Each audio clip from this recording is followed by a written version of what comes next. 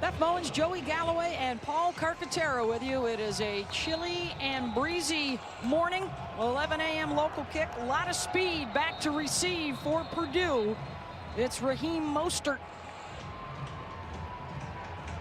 Tyler Zaleski is the guy that will kick it away for Illinois. And already wind a factor. Those are the flags at the top of the concourse in the end zone. Temperature in the 40s, but with the wind feels a lot colder. And the fans here bundled up and ready to go. And already that issue, the weather coming into effect. The wind at over 20 miles an hour. And as you referenced, Joey, in particular for the passing game of Wes Lunt, they have had a lot of big plays through the air with Lunt. He has a strong arm, and the intermediate stuff will be fine. It's the deep ball they'll have to worry about with this wind. And the holder down for Illinois. They are in the all-orange, Purdue in the all-whites. And Mostert way up, standing at his own 8-yard line to take the kick. And he'll get out to about the 23.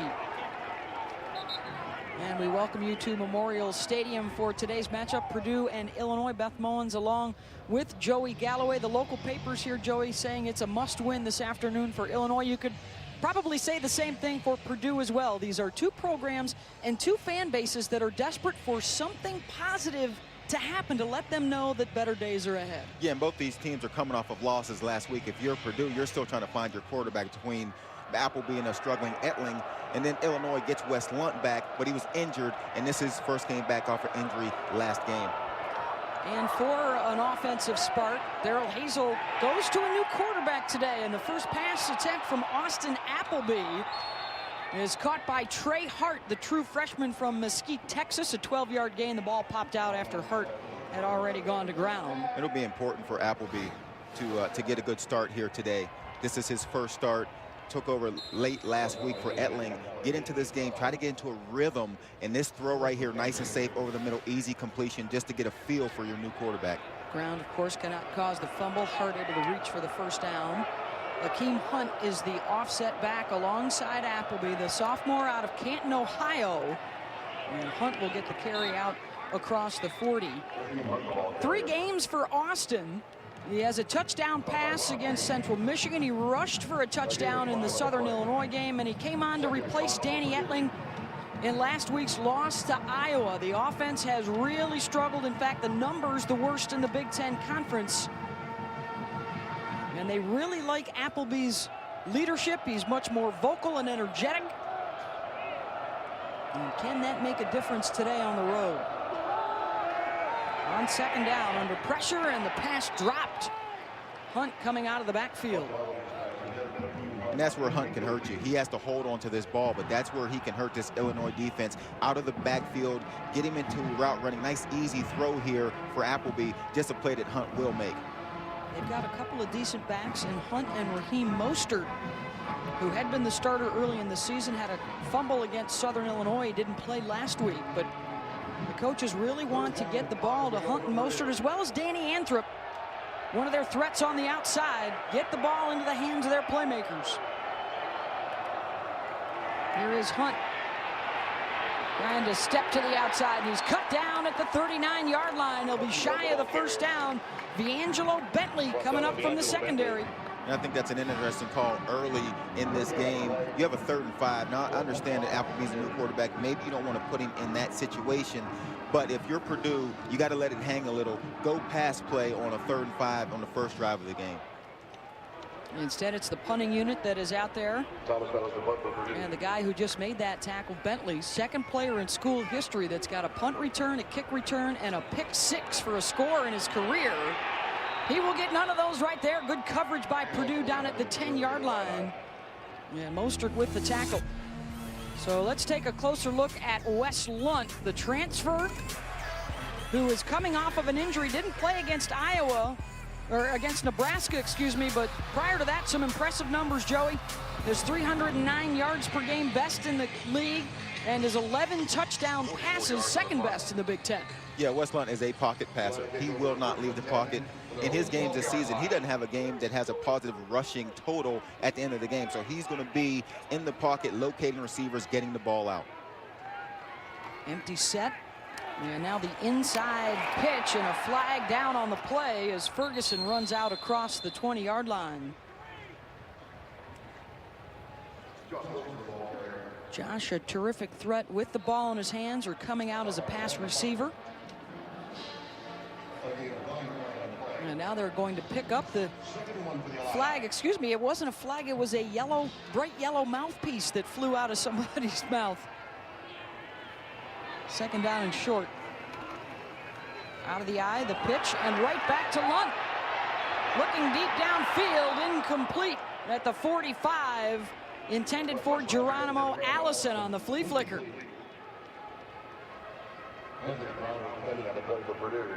Third and 1 coming up, and our impact players when Illinois has the football. Yeah, Illinois, the big play guys on their offense. Ferguson has already run the ball one time, and then Dudek, the receiver. And if you're Purdue, your defensive ends, Russell and Phillips, have got to get in the face of Wes Lunt and affect his ability to see his receivers. Ferguson is the single setback. Davis, the tight end, up to the left. And now he'll go in motion. And Jake Raplogle, the defensive tackle, jumped across the line. And Beth, those are the plays when we had Purdue last year. Offside, defense, contact in the neutral zone, number 64. 5-yard penalty results in first down. They had a new coach last year, Coach Hazel, and these penalties, the before the snap penalties, killed them. These are the things they have to clean up if they ever want to become one of those teams that takes the next step in the Big Ten. Big game here today. You can't kill yourself this early. Defensive coordinator Greg Hudson talked about getting that pressure right up the middle and getting in Lunt's face. Wes with time finds Ferguson. Stutter steps his way out to the 32-yard line. Pickup of 6. Wes Lunt has no problem taking these shorter throws. He's a big, strong arm guy, which a lot of times the strong arm guys just want to go downfield. But Wes Lunt is patient enough to say, look, I'll take the 5 or 6 yards if that's what you give me. Especially going this way. This first quarter for Illinois, they will be into the wind. Davis, the tight end, will also line up as a fullback from time to time. He does there, but strong rush into the backfield from Ryan Russell, and he throws Ferguson for a loss of a couple. Third down and 6. And there's the front. We talked about Russell being a player today that has to disrupt Wes Lunt in this Illinois offense. Shoots the gap, makes a tackle, and puts Illinois in a third and long situation. Defensively, if you're Purdue, these are the times here where you have a chance to build some confidence if you can get off the field now. Dudek goes to the top of your screen, the favorite target of Lunt this year. He's in the slot right. Lunt looking that way. Dudek trying to track it down, diving at the 41 for the catch and a first down. And a big play into the wind.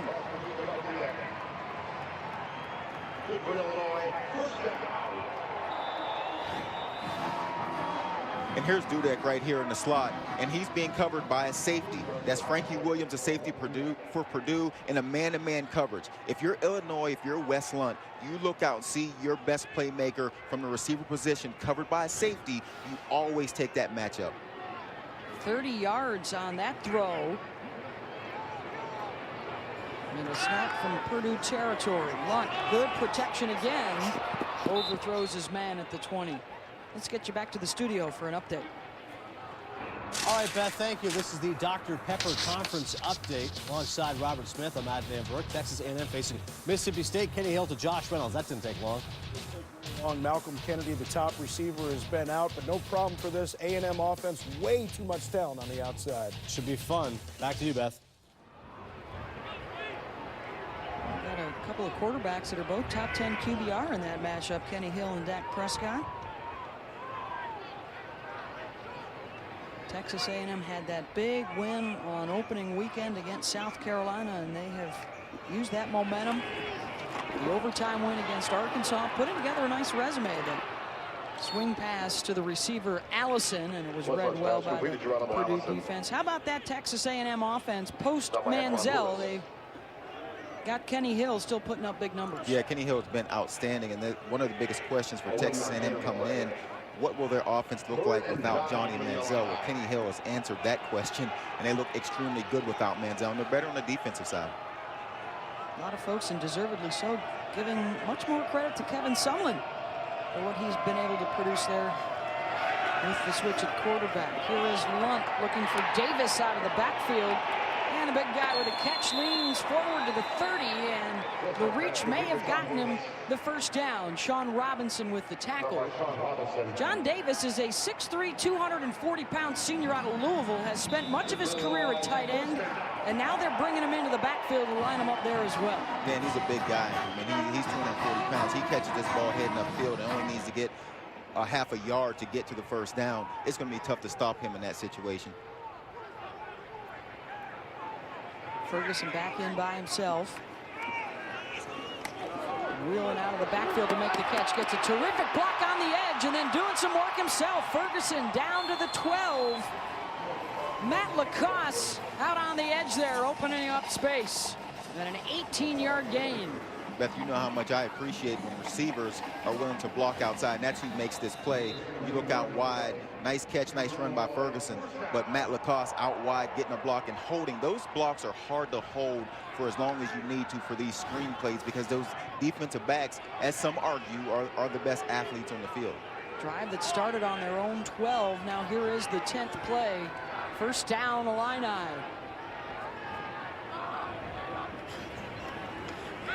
Play action to Ferguson. Lunt to the end zone. Touchdown, Illinois.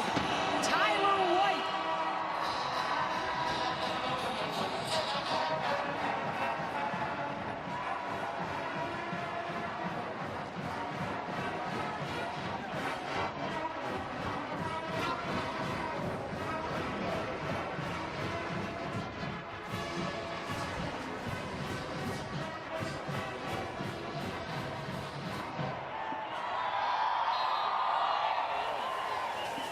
Impressive opening drive for Illinois.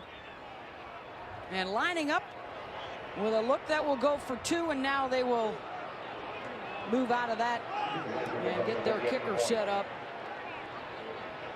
David Reisner, 1 for 1 on the season. He took over for Taylor Zaleski in the Texas State game, and he's got the PAT.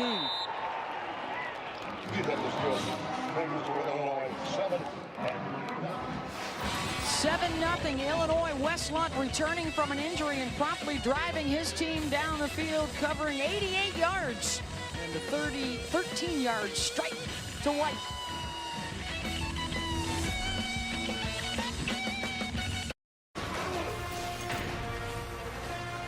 Welcome to ESPN College Football, presented by 5 Hour Energy. Well, in case you missed it, video of the touchdown is now posted on the SportsCenter app, available on your mobile devices and tablets whenever you need it. It was a 13-yard strike to Tyler White, the tight end. On the 10th play of that drive, just under 4 minutes to go, 88 yards. And the first possession of the day. The kickoff to Mostert, and you can tell how hard that wind is blowing. He makes the catch out around the 10, and he'll bring it out close to the 25. Let's go back to the touchdown. And here's the tight end, Tyler White, right here. And as he releases off of this ball, he's covered by Antoine Lewis, the corner. And right here, Antoine Lewis is already in trouble. He's behind Tyler White. At this point, Tyler White can go any direction he wants, and that's what we call stacking. As a receiver, you want to stack the corner, get him behind you, and then you can control where he goes. Antoine Lewis then gets rubbed off, but his problem was off the ball. He has to disrupt the path of the tight end or he'll be in trouble. That was the 5th different receiver that Wes Lunt utilized on that drive. Appleby will keep it, and Austin with some room. The slide out to the 39-yard line and a first down for Purdue. And I think this is a part of this game that Purdue is going to need today. They're going to need their quarterback in Appleby to be able to gain some of these yards with his own feet. You know, these running backs, Hunt, Mostert's another big play guy. They want to lean on these guys, and it helps their running game. It helps the running backs if your quarterback also has the ability to move the chains with his feet. D'Angelo Yancey, Danny Anthrop come to the near side. A couple of tight ends also stacked up that way. This is Akeem Hunt. Net at the 40 and then able to bull his way for a couple more yards. TJ Neal with the tackle. How about the impact players when Purdue has the football, and we just saw Hunt on the run? Yeah, and they're going to lean heavily on Hunt. And if you're Danny Anthrop, you hope this running game gets going at a receiver. It makes it much easier for you. And then Illinois, Barton, the safety, Bentley, the cornerback. These are guys that will be coming big. They'll have to stop Hunt and some of these playmakers when they get into the secondary to have to tackle well. Hunt will step aside. Our first look at Mostert in the backfield. Pass complete to Yancey, out to midfield, and another first down. How about an Ohio State update? Back to the studio. All right, thank you very much, Beth. Ohio State is facing Maryland on ABC. Ezekiel Elliott here, Robert Smith, 28-yard run. Yeah, Ezekiel Elliott really coming into his own as a sophomore, running with a lot more confidence right now, and that Ohio State offense is humming. They would punch it in from the 1, 7-0 Buckeyes. Beth? Thank you, Adnan. Hunt back in the game and in the Illinois territory, getting it down inside the 45. Well, the Buckeyes had a couple of losses in the postseason last year, but they are still riding a 16-game regular season conference winning streak. Yeah, and that's one of the games that people have their eyes on today as Ohio State travels to Maryland. Maryland's a team that can put points on the board. Brown, their quarterback, is a veteran, been there for a while. So a lot of people are saying Ohio State's on that upset alert. Here's a look at the rapid package with Mostert and Hunt both in the game together. Hunt the motion man, Mostert the carry, and he turned on the Jets around the 30. Touchdown, Purdue. 44 yards. Half of it was on cruise control.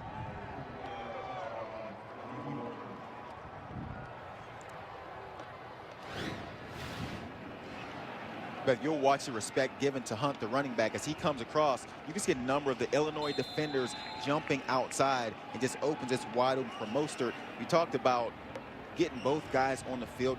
Purdue needs to find ways to get most of their best playmakers on the field, and Mostert is one of those guys. He's their fastest guy, so put the ball in his hands and see what he can do in the second level. The rabbit package successful the first time we see it for the Boilermakers. Briggs with the extra point is good. Darrell Hazel told us this week we need some guys that can turn a 5-yard play into a 50-yarder. He didn't get 50, but 44 yards was good enough on the scamper from Mostert, the track and field star.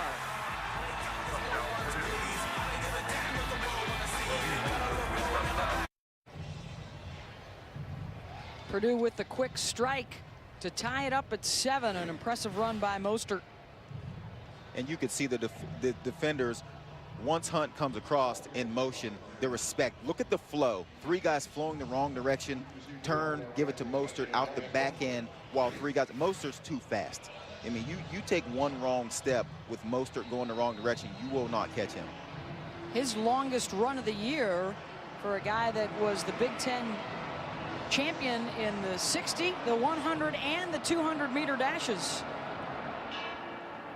Griggs kicks it away. Bentley on the run, catches all the way up at his own 25, shakes a couple of tacklers out to about the 33. Down to the field, and Paul Carcaterra.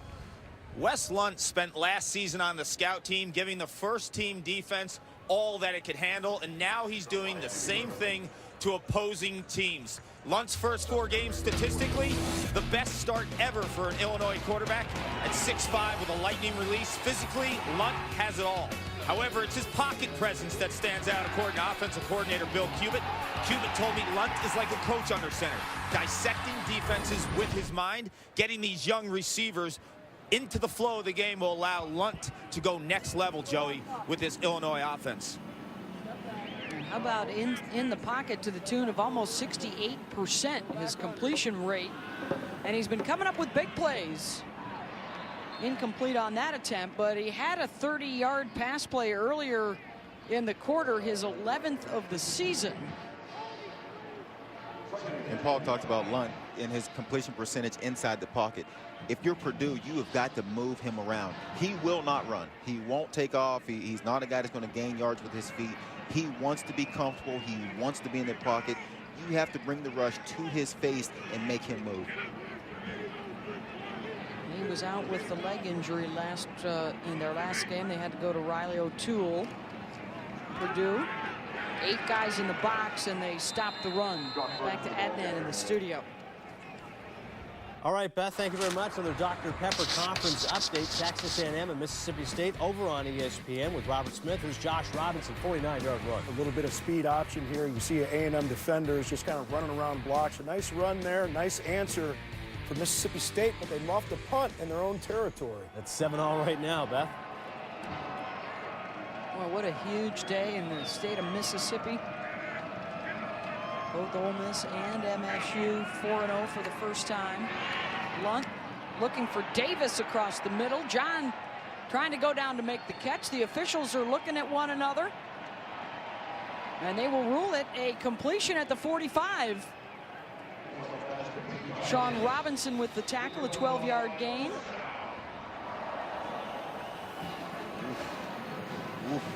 He had the finger, they had the glove underneath it. He kept his hands on that ball, but it looks like he does get a little bit of help from the ground. Steve Beckman is the replay official today. He has an opportunity to look at that, and they're going to go ahead and play on. 8-man crew again today. That's going to be the way it goes for the Big Ten. Wide open, the Illinois receiver, it's Ferguson. Bumped out at the 13 by Landon Fichter. You can't lose Ferguson. If you're Purdue, you look at this Illinois offense, this is just a defensive breakdown. You cannot leave Ferguson. You know he's their big play guy. You know that they want to get the ball in his hands. And he just comes out of the backfield and just runs right up the sideline. Past the linebackers, right to the sideline. And you just, if you're Coach Hudson, the defensive coordinator for Purdue, you are really upset with your guys right now because that's the one guy you can't lose.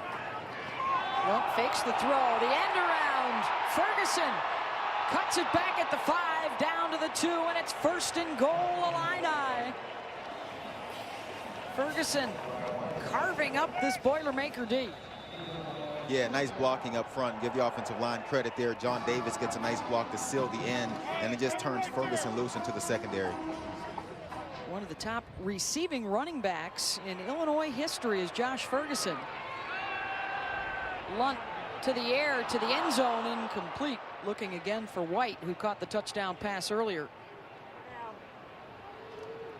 And that's where Lunt loses some of his accuracy, is when he's on the move. He's rolling out here, throws this ball high. This is one of the areas for Illinois that they wanted to get better, is their ability to punch this ball into the end zone when they get in the red zone. Power formation with 3 running backs, the last of which is Ferguson. Touchdown, Illinois.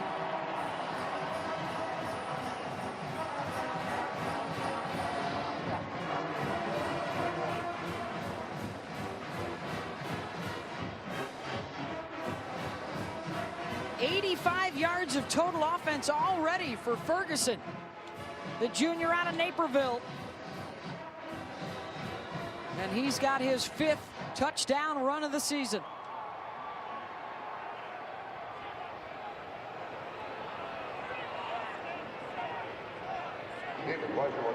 Two drives, 2 scores, both aided by a big pass play en route to the end zone.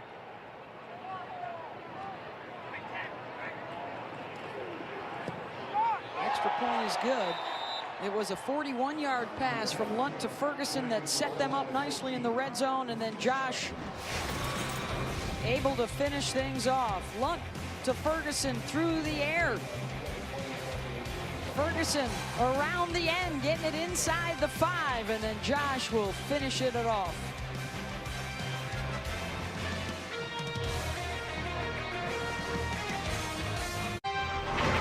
ESPN College Football is presented by 5-Hour Energy Shots and in part by Buick. 5 expectation-shattering models. Another reason to experience the new Buick. Well, you want a terrific feel-good story about a student athlete? Look no further than Paralympian Tatiana McFadden, who's a student here at Illinois, an orphan from Russia, adopted by American parents, born with spina bifida, but that hasn't slowed her down. Terrific marathoner. She's already got wins in Chicago, New York, London, and Boston on the resume. 14-7 Illinois with 2 possessions and 2 scores. Going to get a block in the back on the return out to the 25. And just to wrap up that story on Tatiana, if you'd like to see her in action, check out the New York City Marathon Sunday, November 2nd, 9 Eastern on on ESPN2 and also on your Watch ESPN app as she tries to go for her second straight. Return, illegal block in the back. Receiving team number 3. Half the distance penalty from the spot of the foul. First down. Her second straight wheelchair title in New York. Let's see if Purdue will revisit the rabbit package. They scored the touchdown with Hunt and Mostert together as Appleby trots back out. Some improvements under Darrell Hazel. They've run the ball better than they did a year ago. They've been better on 3rd down. They're going to need that run game today to be successful on the road. It's just Hunt, the offset back, and he'll get the call. Out across the 10. Back to Adnan. He's got more on the Buckeyes. Yes, indeed, Beth. J.T. Barrett to Jalen Marshall as the Buckeyes facing Maryland on ABC. 14 yards, Robert. But this is a nice throw by J.T. Barrett. All kinds of pressure in his face. Reads the defense nicely. Nice catch by the true freshman, Jalen Marshall. 14-0. It's all Buckeyes, Beth. Well, Ohio State trying to make sure that the old guard holds the day against the new guys in the league. Of course, the other big game tonight for the recent addition, Rutgers hosting Michigan. Good push from Illinois up front. Negative yardage play. Jake Howe with the tackle. News and notes from around the league. The well-documented struggles for Michigan, both on the field and off. Huge game tonight. Nebraska will try and stay undefeated at Michigan State, and then Ohio State looking for their 17th straight regular season conference win this afternoon. If you're Brady Hoke, you have got to be tired. If you're a Michigan fan, a Michigan student, anybody that likes Michigan has to be tired of seeing their name in the headlines for the negativity surrounding the program. 3rd and 4.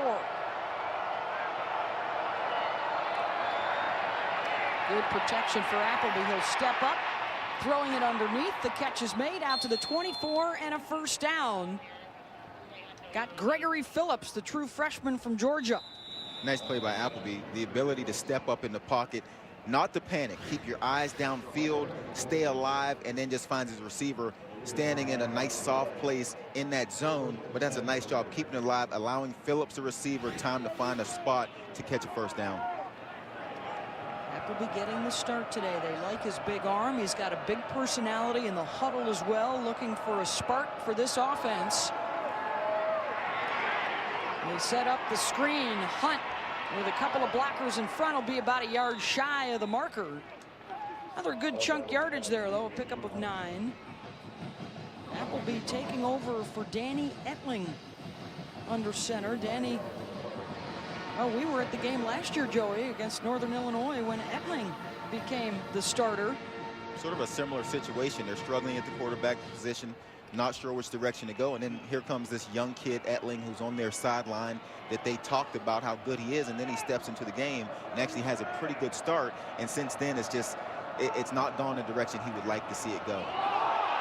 Fumble. Appleby gonna lose yardage. That was the exact same formation with the rabbit formation that they scored the touchdown on last time. I'm not sure if Austin dropped it or Akeem Hunt hit it on the way by. I think Hunt does bump into the ball on the fake and just knocks it right out of the quarterback's hands. So instead of 2nd and short, you're going to be looking at 3rd and long after a loss of 11. These are the plays you need to find a way to make if you're Purdue on the road.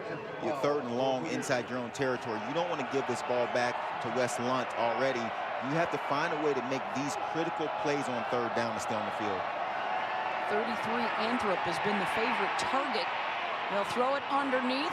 Sins, the tight end, gets away from a tackler right around the first down mark, and he'll bust it all the way out to midfield, and a gain of 25.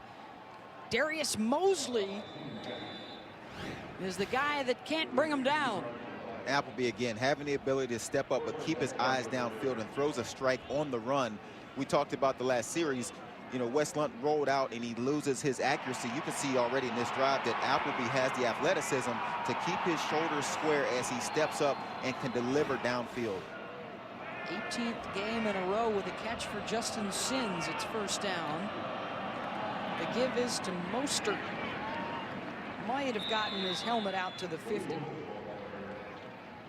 A reminder of the big game coming up tonight, Saturday Night Football, presented by Wells Fargo. Amir Abdullah and Nebraska undefeated against one-loss Michigan State tonight at 8 Eastern, 5 Pacific on ABC. Who's in to the college football playoff?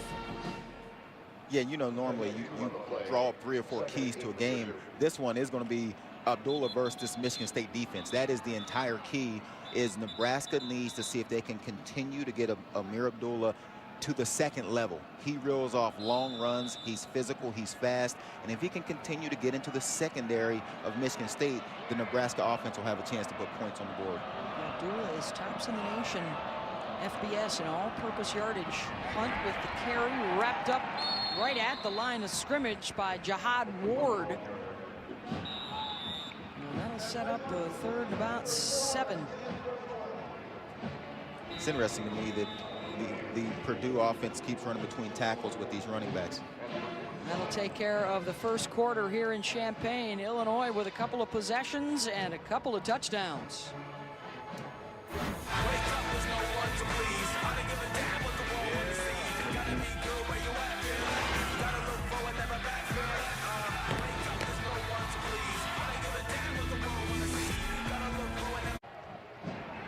Back here in Champaign, it's 3rd down and 6 for Purdue, just across midfield.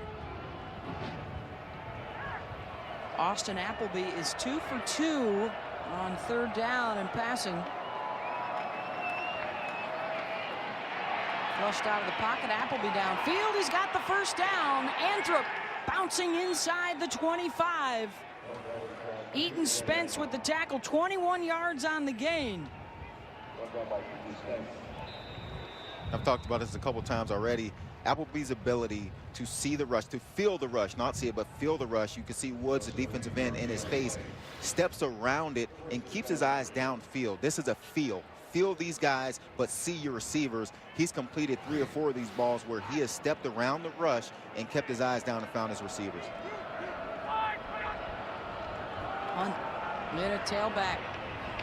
The spin at the 29, down to the 27. Akeem bounces out of there. He didn't think he had a knee down, but the play blown dead. Rob Bain on the tackle. Interesting to me, and I mentioned a second ago, this Purdue offense, they run these running backs between the tackles a lot. You know, Hunt's a guy that goes at 183. He's listed, and he runs between the tackles. I'd like to see him get Mostert and Hunt on maybe a sweep, something outside wide to use their speed. This is Hunt again up the middle, wrapped up by Ward and thrown down at the 26. When they can stand these 3rd and 2, 3rd and 3 areas offensively, it just opens things up. Appleby has already shown the ability to move around in the pocket to avoid a rush and find guys. But if you can keep it manageable, it is good for your young quarterback who is taking over Etling. And then it gives your running backs the ability also to pick up these 2- and 3-yard gains. Redshirt freshman Keontae Green now in the backfield with Hunt on 3rd and 4.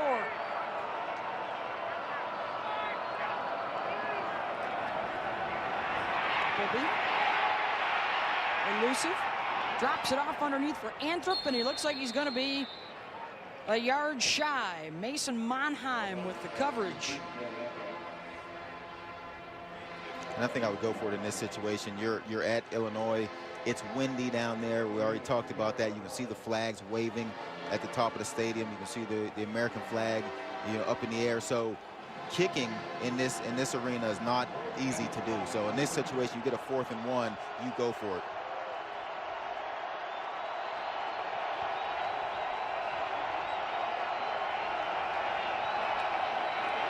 Keontae Green stuffed right at the line. Short of the first down, Ernest Thomas and Mason Monheim. And it was not Hunt or Mostert in the backfield. It was the big guy, the 5'9", 210 redshirt freshman Green with the carry, and he does not get it. Good push up front by the Fighting Illini, the lead, and now the ball.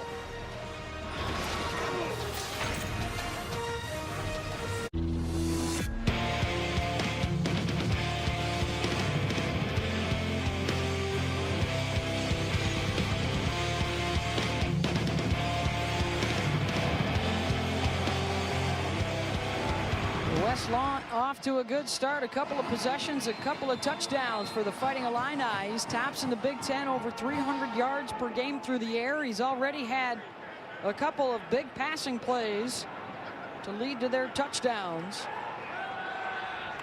Lunt looking deep across midfield, and the catch is made at the 32. It's Mikey Dudek, the true freshman.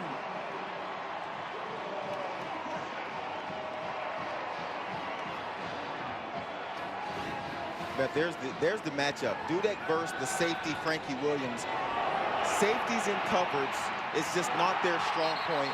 And Illinois is doing a nice job. West Lunt is doing a nice job finding this matchup when Purdue goes man-to-man coverage. Take Dudek every single time versus safety. Pass plays now of 30, 41, and that last one, 47 yards.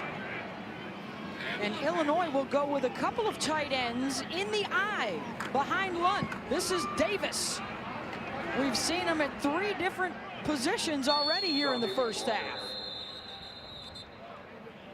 Dudek, the offensive coordinator for Illinois, loves Mikey Dudek. He said that he was under the radar in terms of being a recruit, undersized, but he's got a pit bull mentality, always competing, and never rattled by a big stage. This is a kid Coach Tim Beckman saw during the summer camps, ran the fastest 40 out of 3,000 kids they saw that past summer before his senior year. This is Ferguson, who's coming out of the slot, the end around, and he's upended at the 23-yard line. Anthony Brown with the hit. And here's Dudek going deep. And again, this is the matchup versus the safety, Frankie Williams. Again, Frankie Williams behind Dudek, running downfield. If you're a receiver, you get into the slot. Offensively, you look and see what will the defense do. Who are you going to put on this slot receiver? And if I'm Purdue, if I'm Coach Hudson, I find a way to get one of my corners covering Dudek instead of my safety. Dudek is bunched to the top along with Martez Barr and Matt Lacoste. It's Donovan Young in the backfield. Pass broken up, tipped, almost intercepted. Intended for Dudek. Antoine Lewis was there.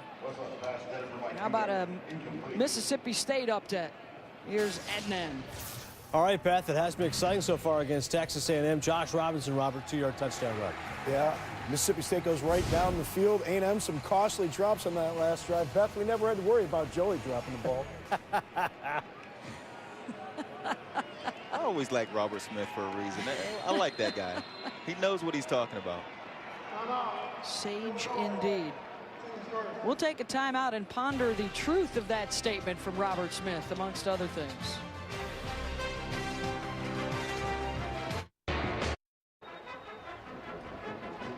Back here at Illinois, it's a 4th and 2 with Wes Lunt working out of the gun. Empty set.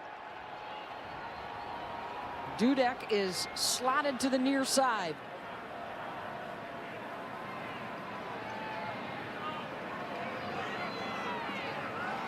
Lunt looking left the whole way for the end zone, and he got the receiver turned around. Martez Barr couldn't locate. Frankie Williams with the coverage.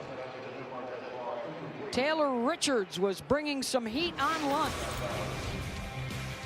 So they get the stop. Illinois for the first time unable to find the end zone.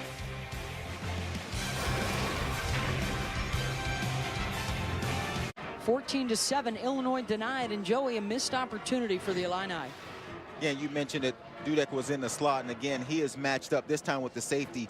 Feichter is covering him on this snap. It is man-to-man coverage with no help, and just watch Dudek breaks wide open. And if you're Wes Lunt, that's the matchup that I would look for. He's had success going there, and off the snap, he just does not look at Dudek, and that's where a situation where Dudek comes to the sideline and says, look, I had the safety again, give me the ball. That was a 4th down stop for the Purdue defense. Appleby, his throw for Anthrop, incomplete, overthrown him. So, and then a late flag coming in from the secondary. Devontae Quanning on the coverage.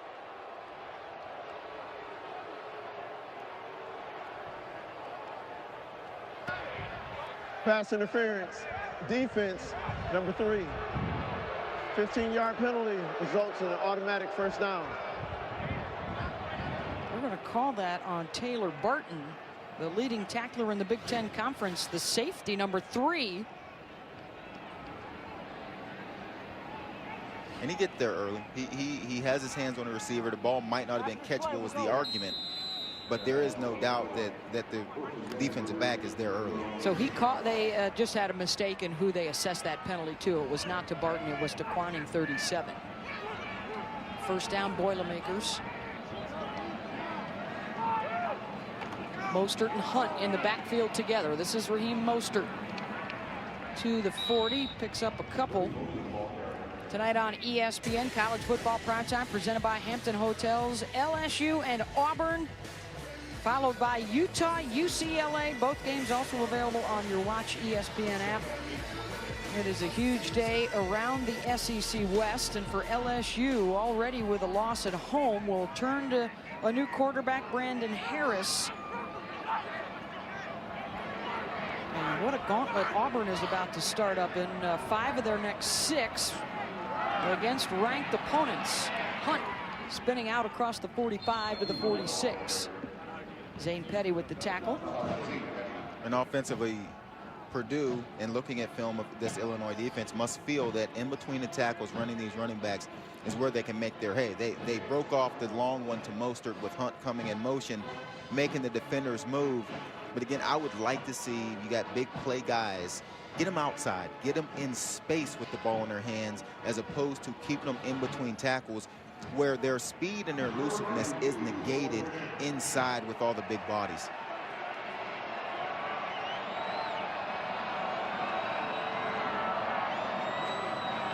Hunt up the middle, the nice cut and the big burst. And Akeem Hunt is gone. Nobody in the deep middle. A 54-yard gain. And just like I said, run these guys exactly right up the middle, Joey. Right between tackles. Works every time.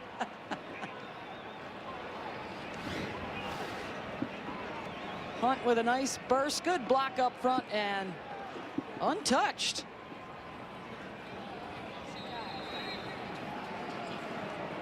And Joey Galloway, I think that might be your first misstep of the season, Joseph. Yeah, definitely you had my a good first record mistake. going. Had a good record going. Good thing they weren't listening. Still time to bounce back. Took them just 3 plays and a minute and a half to go 77 yards.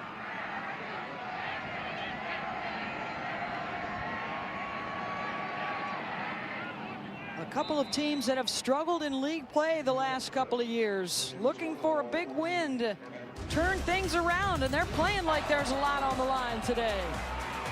Hunt rumbles right up the middle, leaving Illini tacklers and Joey Galloway behind.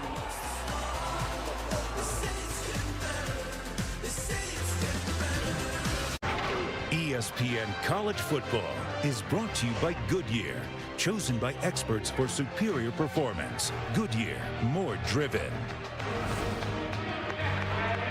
This is a fun time of year, man. This is a fun time of year. You only get the college experience one time in your life. Make sure you take advantage of every freaking day. All right, let's go. Here we go. Let's bring it in. Man, you got it, man.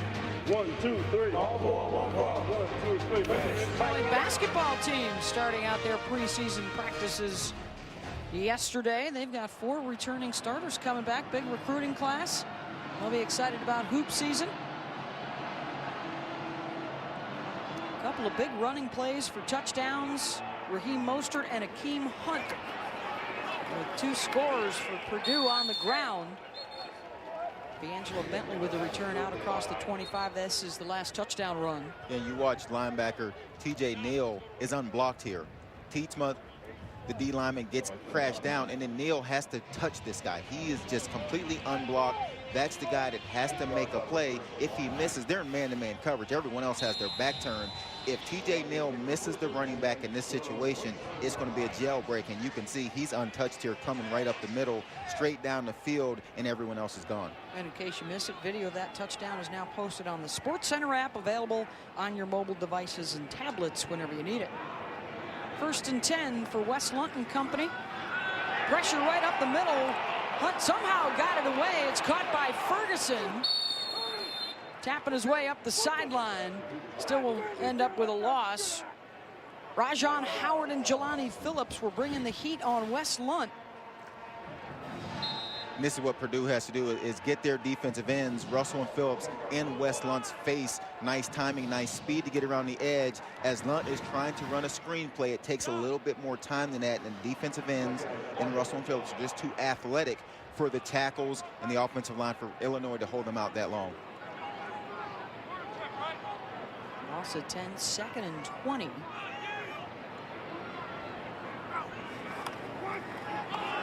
Run it with Ferguson, looking for a block on the edge, doesn't get it, dumped out of bounds at the 21. Let's get you back to the studio.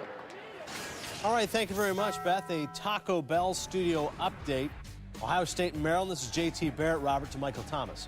Yeah, and all kinds of time right there for J.T. Barrett. But look at that throw. Great placement of the football, but great field awareness by the receiver. So it's 21-3 for the Buckeyes. And Texas A&M and Mississippi State. This is Dak Prescott as it's 21-7 right now. Way more cowbell than the Aggies were expecting. A lot of cowbell going on for Mississippi State, trying to get to 5-0. One of the 6 games featuring 2 ranked opponents this Saturday. Mikey Dudek with the catch out across the 30. That'll get some of that yardage back. 9 on the pickup, but the punting unit will come out. This way to jump back on the field. If you're Purdue's defense, you put points on the board to tie this game up, and then you jump out there on defense. You get the big loss on 2nd down, give up the catch on 3rd, but you get off the field. This is a shot here for Purdue to get good field position. If they can field this ball and gain some yards and get back on the field, momentum could be on Purdue's sideline, depending upon what they do offensively in this drive. Anthrop and Williams are back deep. Anthrop backpedaling to the 22 and hauled down immediately. 48 yards on the punt. Purdue football when we come back.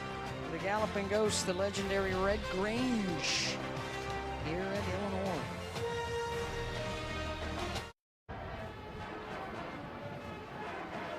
Tied at 14, Purdue and Illinois. The momentum with the Boilermakers. They've been able to get it done on the ground. A couple of long touchdown runs for Mostert and Hunt today. And this is Akeem Hunt working his way out to the 30-yard line. Tietzma with the tackle. When we talked running game coming into this ball game for Purdue, could they make these big plays in their running game? Could they lean on Mostert? Could they lean on Hunt? Both of them have hit a home run here today. Can they continually do this and keep this offense moving? They wanted guys that could turn 5 yards into 50, and they've got a couple of them. They've rushed now for over 150 yards here after that last carry. That'll get them up over 150. And they're already above their average against this Illinois offense that is ranked at the bottom of the Big Ten in rush defense. 3rd and 1.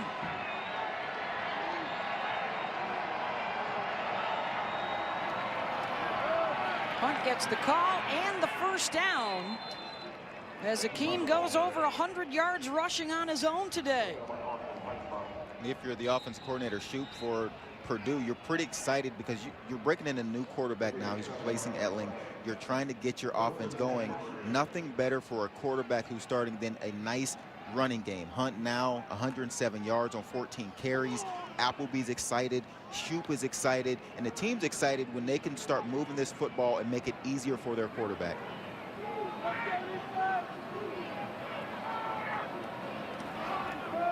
Hunt again. Trying to bound his way away from the oncoming tacklers out across the 45. TJ Neal was there, and another 7-yard gain.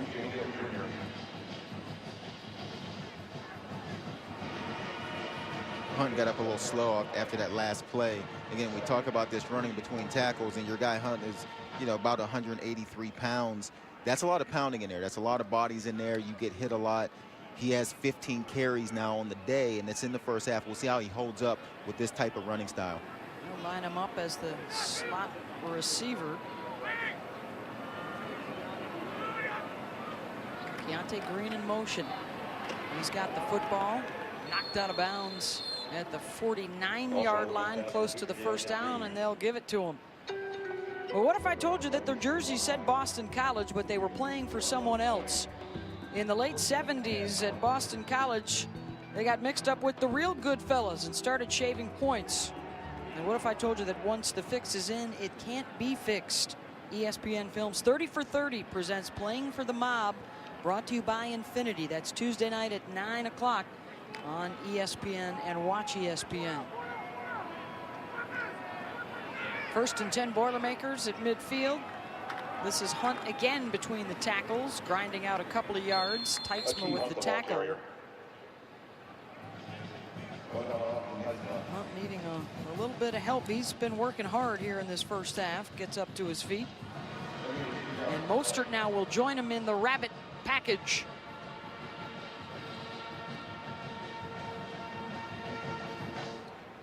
They've already rushed for more touchdowns now this season, 8 of them, than they did all of last year.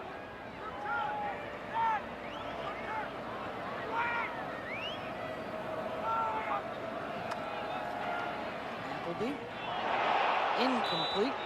Gabe Holmes, the intended receiver. Bentley and Neal with the coverage. Big play for Purdue coming up on this third down. If you want to keep the momentum, you've got to stay on the field here. You've got to gain this first down. This is your chance. There's 3 minutes and 30 seconds left in this first half. You do not want to give this ball back to West Lund and the Illinois offense and let them get a chance to get the momentum back. Keep the ball, try to run the clock, and get points on the board if you're Purdue.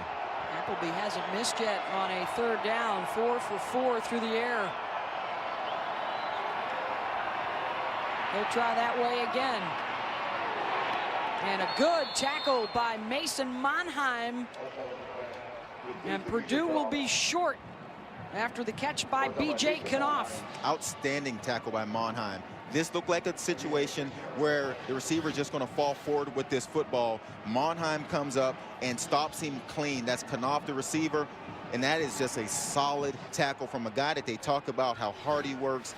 He's an effort guy. He's a tough guy. He showed it all on that tackle. Well, they went for it on 4th down earlier in this first half, and they went to the freshman Keontae Green. He was stopped. Green just came out onto the field here on 4th down again, and we've got a timeout.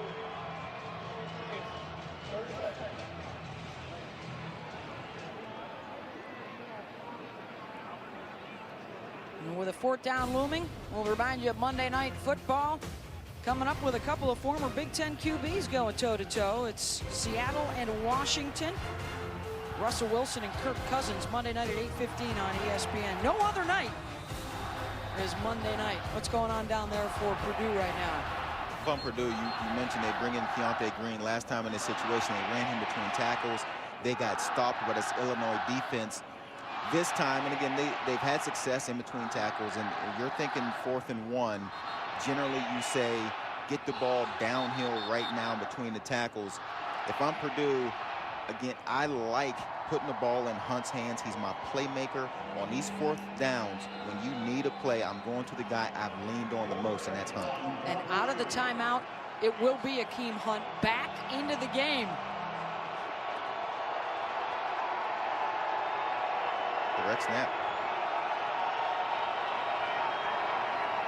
Appleby pulls it away. He'll take it himself, and Austin Appleby slides for the first down. Thought they may have a little trickery there and snap that ball directly to Hunt, but they didn't. They fake it to him. And Appleby has shown this ability early in the game.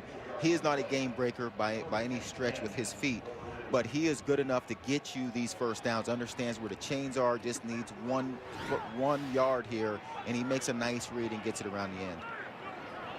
Saw a lot of orange jerseys in front of Hunt, so Appleby kept it himself. 1st and 10. Appleby dances around now out of the backfield, and Hunt dropped it and missed out on a big play for Purdue. 2nd drop of the day for Akeem.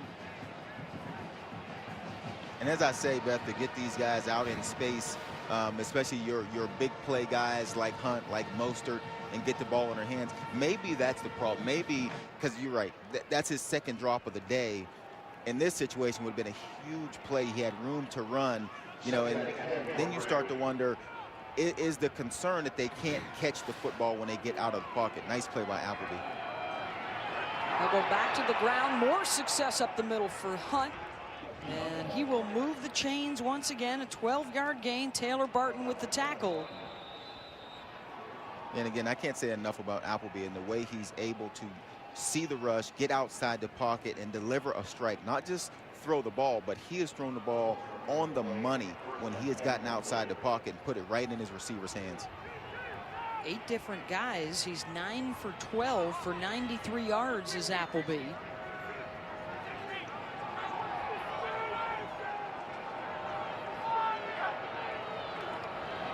Hunt with pressure coming. Another nice block by that line. Hunt skips away from the defense and gets down to the 5.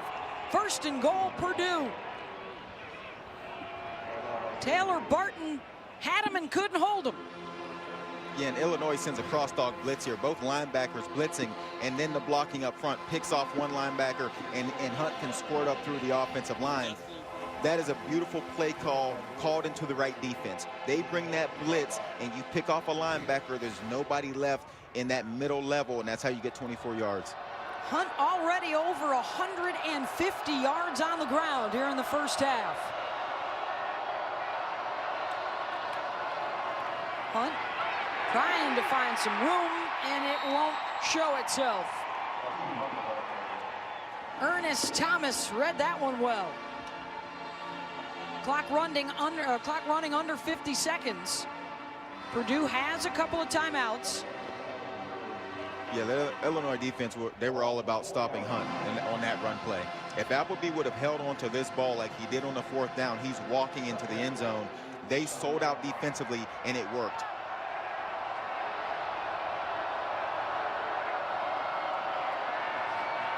Against the 4-man rush, Appleby, it's knocked down, and it comes right back to the quarterback. Appleby using his legs, trying to get to the pylon, and he's knocked out of bounds, just short of it. This is a pretty nice play. My first thought was just don't catch it. Let the ball drop, line up for 3rd down, and then Appleby just makes one heck of a play with his feet again. Not the greatest athlete, but understands where the chains are, understands how to make a positive play. Teitzma deflected the ball right back at Appleby, and just makes a nice athletic play. He's the 9th different receiver to catch a pass from himself today. Green now is the deep back. He'll take the pitch, and he won't get there. T.J. Neal. You've been riding and rolling, and Hunt's been carrying you all the way down the field, and they take him off and go back to Green. Green, your big back, the 210-pound back. I've been begging for a pitch. I've been asking to get Hunt and Mostert out wide in those situations, and they decided to give Green the pitch and see if he could get it in. Nice play by the Illinois defense. They were ready for it. T.J. Neal, who we talked about, missing the tackle here, he gets through there and makes a tackle. Let's get you back to Adnan right now, see what's coming up at halftime. Well, Beth, coming up in the Dave & Buster's halftime report, Mississippi is the center of the college football world. An update what's happening between Mississippi State right now against Texas A&M, plus a preview of what to expect as Ole Miss hosts Alabama. Also later tonight, it's LSU facing Auburn, the beginning of Auburn's grueling schedule. Join Robert Smith and I at the half. Beth, back to you. Great day of college football. Purdue on 4th down here will bring Paul Griggs in to attempt the field goal.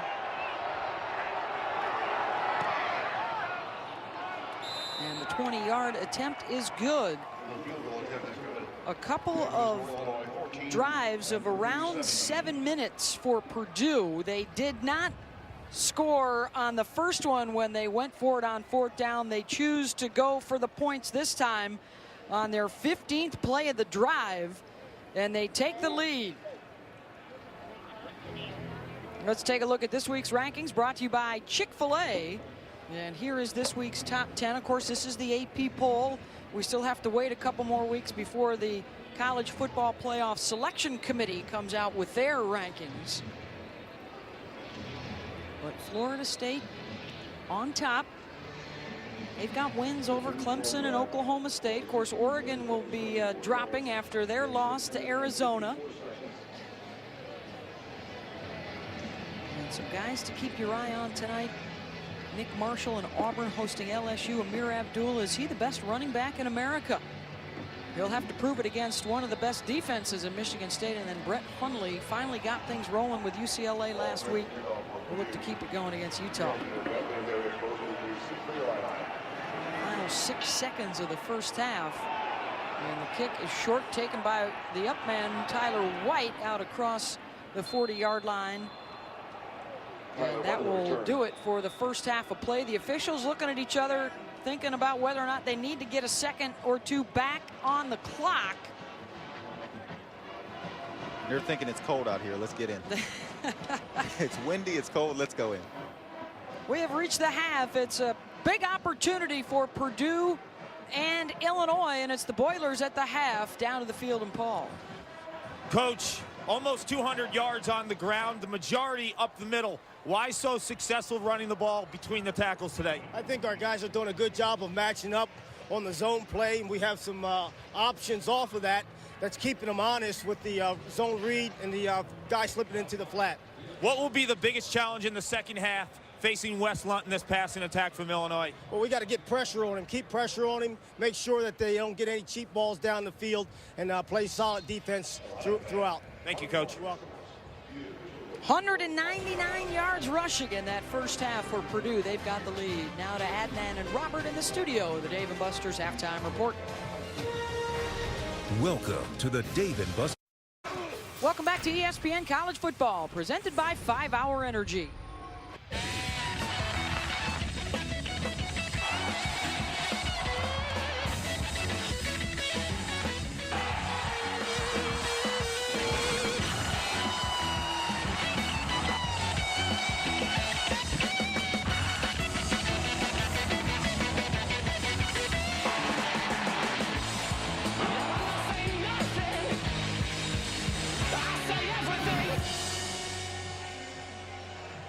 The Boilermakers have run 15 more plays so far today than Illinois, and they've taken advantage. A couple of long rushing touchdowns. They've got the lead. They've scored the last 10. Joey, we talked about coming in for both these teams, a big opportunity to get a conference win, and we've seen plenty of big plays as a result. Yeah, Purdue is going to have to run the ball to win this game, and they have 3 times as many rushing yards. They have 200. Illinois has 50, and that's the key if you're Purdue. Appleby, the new quarterback, has been outstanding, taking care of the football, getting outside the pocket, making plays, but it's their run game is what's going to give them a chance to win this game in the second half. Illinois, after deferring in the first half, they will receive the kickoff here. They scored on their first 2 possessions, but then stalled on their second 2. They've only had the ball 4 times so far. Wes Lunt, 10 of 16 for 158 yards. He's halfway to his average. Purdue certainly has had the big plays, rushing touchdowns of 44 and 54 yards. And who would it be, Hunt or Ferguson? And so far it has been Akeem Hunt with a career high 148 yards on the ground. Joey, you alluded to that. Whoever wins on the ground will win the game, and thus far it has played out for Purdue. back to the Illini with the football. Ferguson nowhere to go, taken down in the backfield. Lunt and company started out well early on. Yeah, he was finding his receiver, Dudek, in a nice matchup versus safety in coverage, downfield. Here's where he's good, his progressions. Know how to look guys off and lay the ball in there into a zone, and then the touch right over the shoulder of Dudek. Nice play downfield. Mikey Dudek, the true freshman, a good first half. 3 catches for 86 yards. He's in the slot right. Play action from Lunt. He throws left, and the catch is made by Geronimo Allison short of the first down. Down to Paul Carcaterra. Well, Beth, I just caught up with Tim Beckman, Illinois head coach. He is not thrilled with his rush defense. He said they're bringing an extra guy down in the box to support the run defense, but overextending. When Purdue makes a quick cutback, they're not in their lanes. He needs to clean up that aspect of the defense. Offensively, he wants to go downfield with Dudek, Jody. He thinks they have seams in the defense. He thinks they can attack it that way. The biggest question is monitoring the wind with Wes Lunt. Thank you, Paul. There was a penalty flag, too, at the tail end of that play, and it is on Ryan Russell for taking down Lunt after he delivered the football.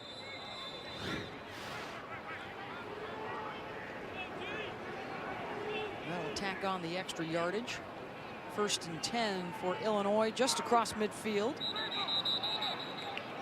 And a shift by the Purdue defensive line may have snookered one of those Illini O-linemen.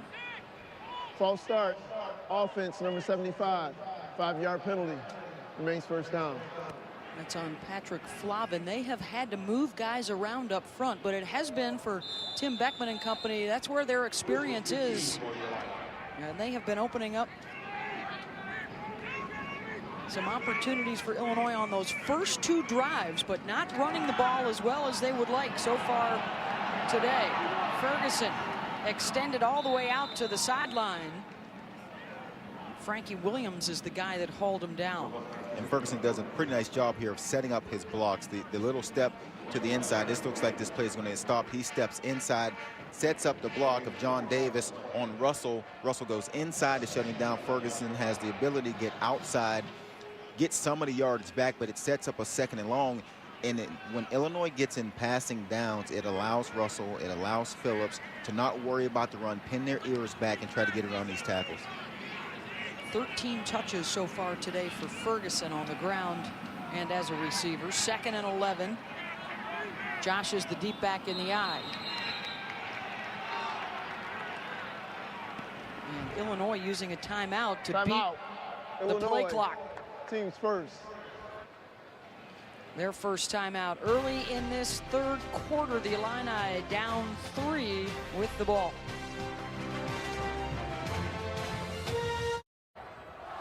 Welcome back to Memorial Stadium in Champaign, Illinois. Paul Carcaterra alongside Beth Mowens and Joey Galloway. And one of Illinois quarterback Wes Lunt's favorite targets, Geronimo Allison, was injured moments ago.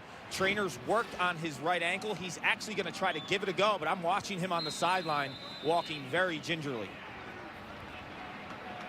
Allison able to get back out onto the field. He is slotted to the left. On 2nd and 11. Lunt will go the other way with it, and it's dropped by Davis coming out of the backfield. And keeping an eye on Allison on that route, he appeared to be okay as he was going deep.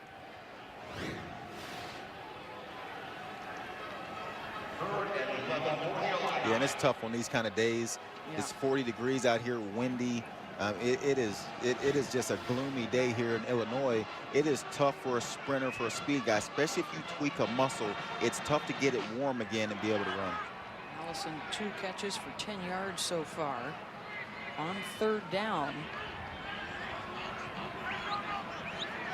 Dudek is in the slot to the left.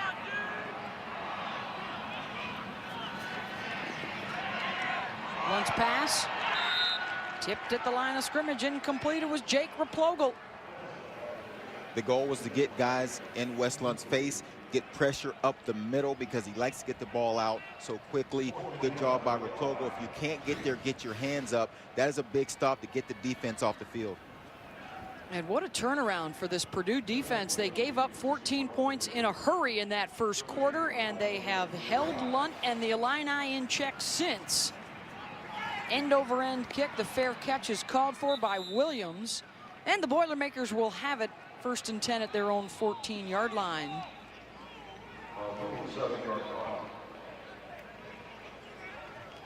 17-14, Purdue.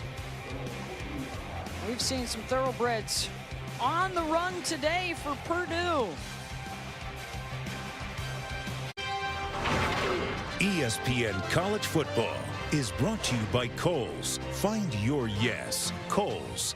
And Advocare. Advocare. We build champions.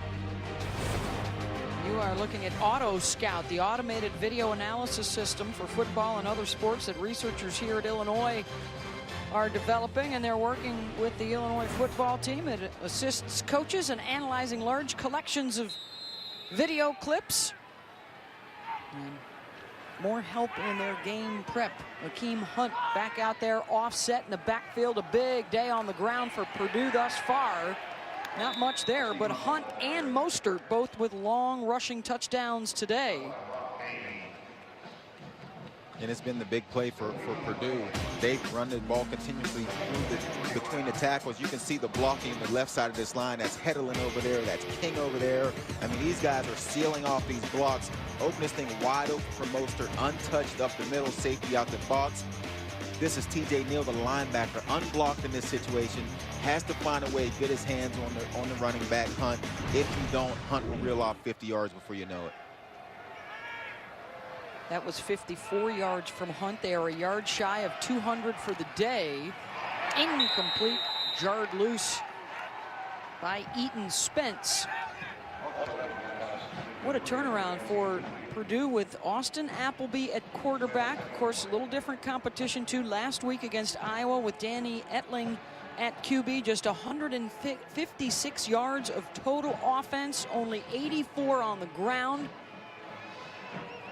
They are also just a yard shy of 300 for the day, doubling that against Illinois.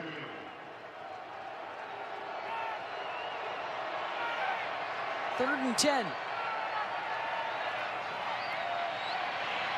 Appleby against the four-man rush.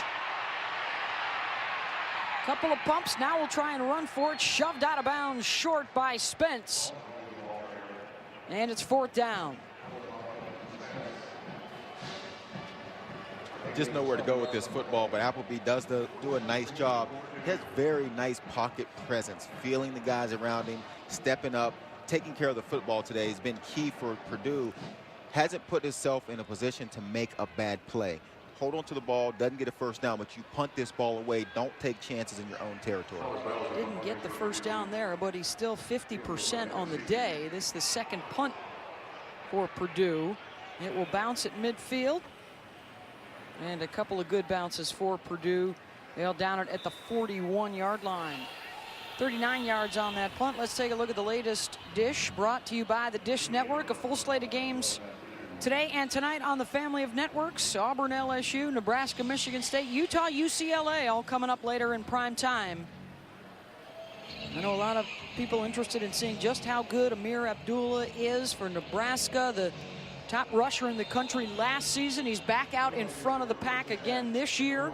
And this will be their best test. I mean, they're going against a defense that past few years has been as good against the run as anybody in the country, and they're doing it again this year. Michigan State will be a huge test for Amir Abdullah and find out what he is, what kind of running back, what kind of running game they have at Nebraska. We just saw the difference between the first two possessions, scoring drives for Illinois, and their last three. They'll try the trick play here to go deep to Dudek, and he's got it.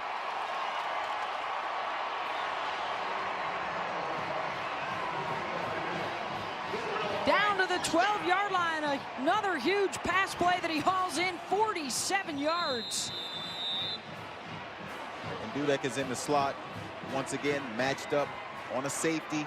That's Williams again in the Dudek matchup. Don't understand the deployment of your defensive backs. If you're playing Illinois, you know Dudek is the guy. And if you didn't know coming in, you found out today he's the guy that they want to go downfield to out of the slot. I find out which one of my corners, Antoine Lewis, Anthony Brown, Clark, Hunt, whoever it is, I find a way to put my corner on Dudek and quit leaving him with these safeties. Has 4 catches for 133 yards. Get on a grease board and draw it up, but find a way to get your safeties off of Dudek man-to-man. On the receiving end of that flea flicker, his second 47-yard catch today. Ferguson, I think, saw the defensive end Phillips coming at him out of the corner of his eye and couldn't hang on. 3rd and 10. That might be close to throwing that ball backwards. I mean, when you look at where the running back is, where Ferguson is, and where Westlawn is, this ball might have been a lateral. I think you're right, Joey. That's why I'm here. I think that's a free ball, and that should be Purdue football. Yep, that's why they put me in the booth. For moments like this, that's the eagle eye to be able to look at this thing quickly and say, that ball's lateral. A backwards pass, and if you don't hang on to it, that is available for either team to pick up and advance. And Purdue feels pretty good about their chances. I mean, you can see their sideline starting to react to the chances that this ball is a fumble.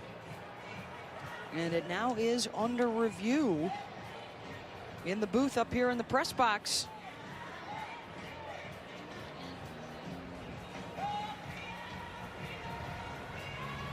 This might get you back to square, Joey, after the missed call earlier today. I actually think it will, and I don't know why they were. I already told them, Beth. Maybe they're not listening to the broadcast, but I've reviewed it, and I am pretty certain that this is a lateral. Of course, they do need that indisputable video evidence because the ruling on the field was an incomplete pass. We saw that. Who did that hurt a couple of weeks ago? Was that the Jets?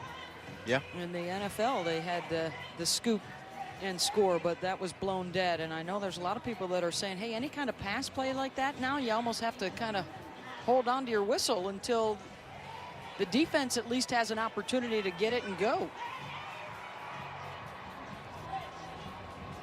You can tell by the reaction by the Purdue sideline that they feel pretty strongly in their chance of having this football. I think it was that Jimmy Herman, number 29, who picked it up? Well, he's got the pen out now, which would lead you to believe they're trying to figure out where the ball ought to be placed.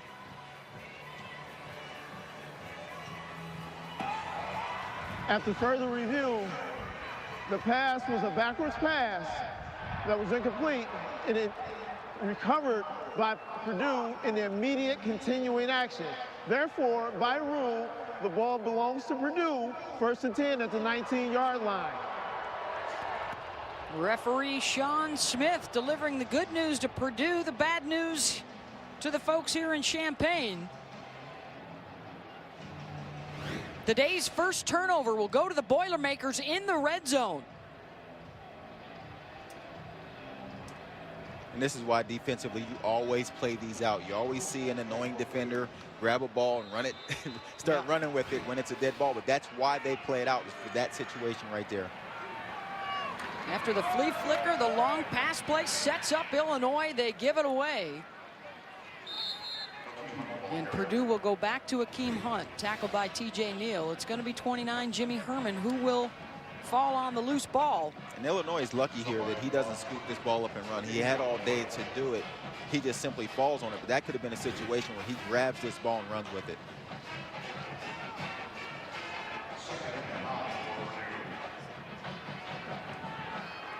Raheem Mostert now in the backfield.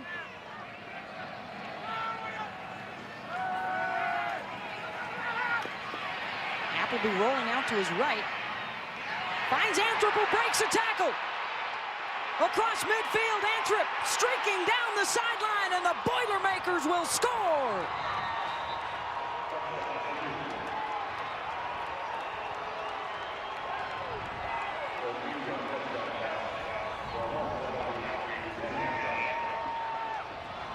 On the initial rollout by Appleby, there was nobody else out there, and watch Anthrop come help out his quarterback.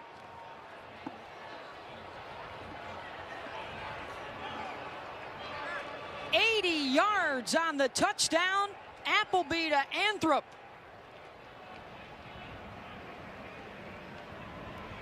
And Purdue with a stunner here in Champaign off of the turnover.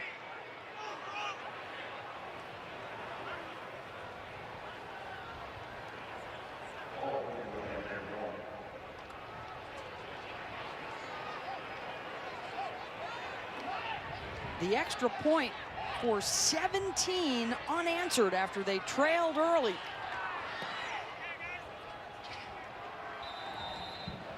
Darrell Hazel was looking for big plays today, and he's gotten them from Mostert, from Hunt, and now from Anthrop. Off of the turnover. Officially, it's 81 yards, most of them taken care of after the catch by Danny Anthrop.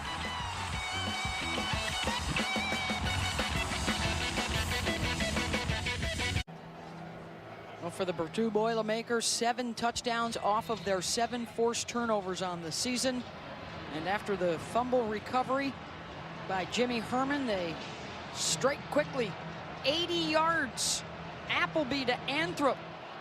And it's 24-14. Boilermakers trying to get Darrell Hazel his first Big Ten win. Down to Paul Carcaterra. Well, Beth, one of the main factors in Purdue's defense improving after the first quarter has been identifying Illinois running back Josh Ferguson. Purdue defensive coordinator Greg Hudson has been all over his unit regarding Ferguson. He said earlier to linebacker Juwan Bentley, come on, man, you're a sophomore now. Find him. It's all about quick identification. It worked on that last fumble recovery. They knew where number 6 in orange was. Yeah, they have really contained the run game. Just 43 rushing yards for Illinois. Lunt taken down. The pressure coming from Ryan Russell. And there's the defensive end, and these ends have been good today. They've been getting there. They've been getting pressure on Wes Lunt. He's a guy that likes to get the ball out of his hands. They want to bring it to his face, hit him, make him uncomfortable, not let him get settled in pocket. And they've done a very good job of that after the first 2 drives of the game. This Purdue defense has been pretty good. Donovan Young now in at tailback. Lunt across the middle, looking for Dudek. Diving catch made at the 49 of Purdue. First down. If I'm Wes Lunt, if I am Illinois, if I'm Coach Cubitt, the offensive coordinator, as long as they continue to put their safeties, this time it was Fichter on Dudek, man-to-man, I'm giving Dudek the ball every single play.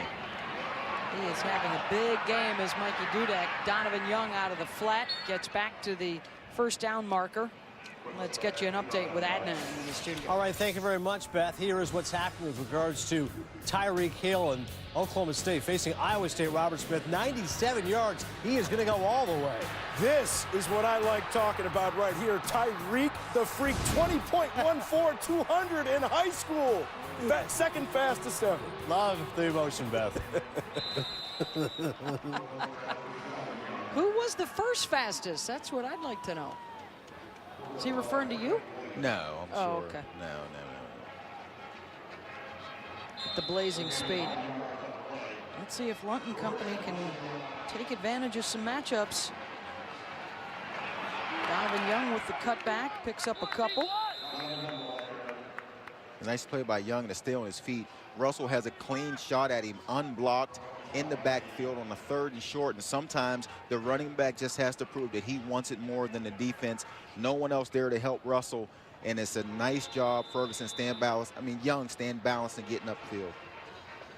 The officials were a little late on the far side to get to the line. The first down and the reset as Ferguson is back into the game and knocked out of bounds after picking up a couple. Anthony Brown with the hit, and the tempo changing here for Illinois. Moving much faster. Barr and Dudek to the near side. Lunt looking for Ferguson out of the backfield. They've got him in the open field. Makes one man miss, diving down to the 31. Frankie Williams on the tackle. And Illinois has been in this position before, being down in the second half. You see Lunt not rushing anything, not forcing anything. Still take your time, be willing to check it down to your backs and let them get positive yards. This is Wes Lunt's former high school teammate, Sean Robinson. They are on opposite sides today. Robinson, the starting middle linebacker.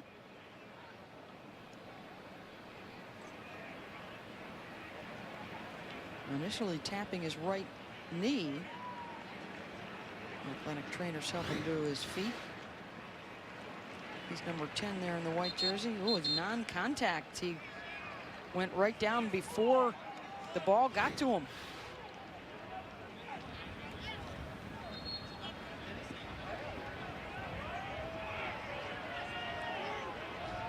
You see that right knee just gives out on him. They will replace him with a 5th defensive back. They call this their quarter package. 4 up front, 2 linebackers and 5 DBs. Young looking for a block, diving inside the 25. He's got the first down. You got a veteran quarterback like Wes Lunt. You can't show him what you're going to do. Purdue gets into their look way too early. Lunt is a veteran. He's been around. He can see the blitz coming and knows where to go with the football when it happens. Incomplete. Looking across the middle to Malik Turner through the hands of the true freshman. You can see Greg Hudson here is sending the blitz. He's trying to throw off Wes Lunt. It feels like they're getting into a bit of a rhythm now. They got to make him uncomfortable, hit him, put him on the ground, but give him a different look and not let him sit back there and pick you apart. One of the keys coming in, according to Greg Hudson, we've got to affect the quarterback. They've been able to get bodies on him a lot today.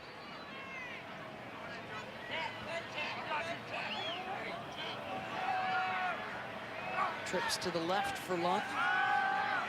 Looking for the screen. Ferguson. Nice cutback to the 15. Got a good block out there from Ted Karras. Gotta like the play call, Beth.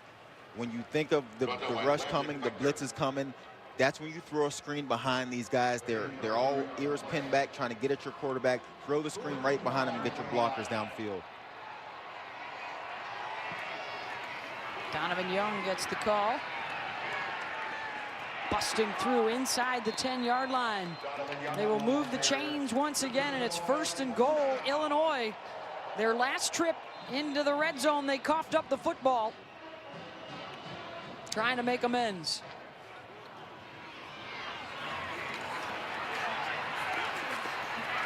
Young to the 7. Landon Feichter with the tackle.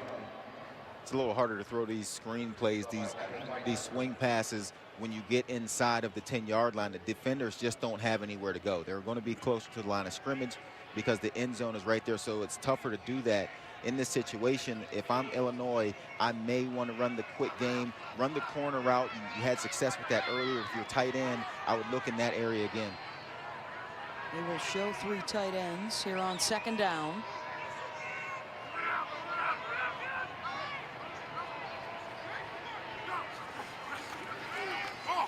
Throw to the end zone, the back shoulder, and it's caught for the touchdown. Geronimo Allison with his 4th of the season.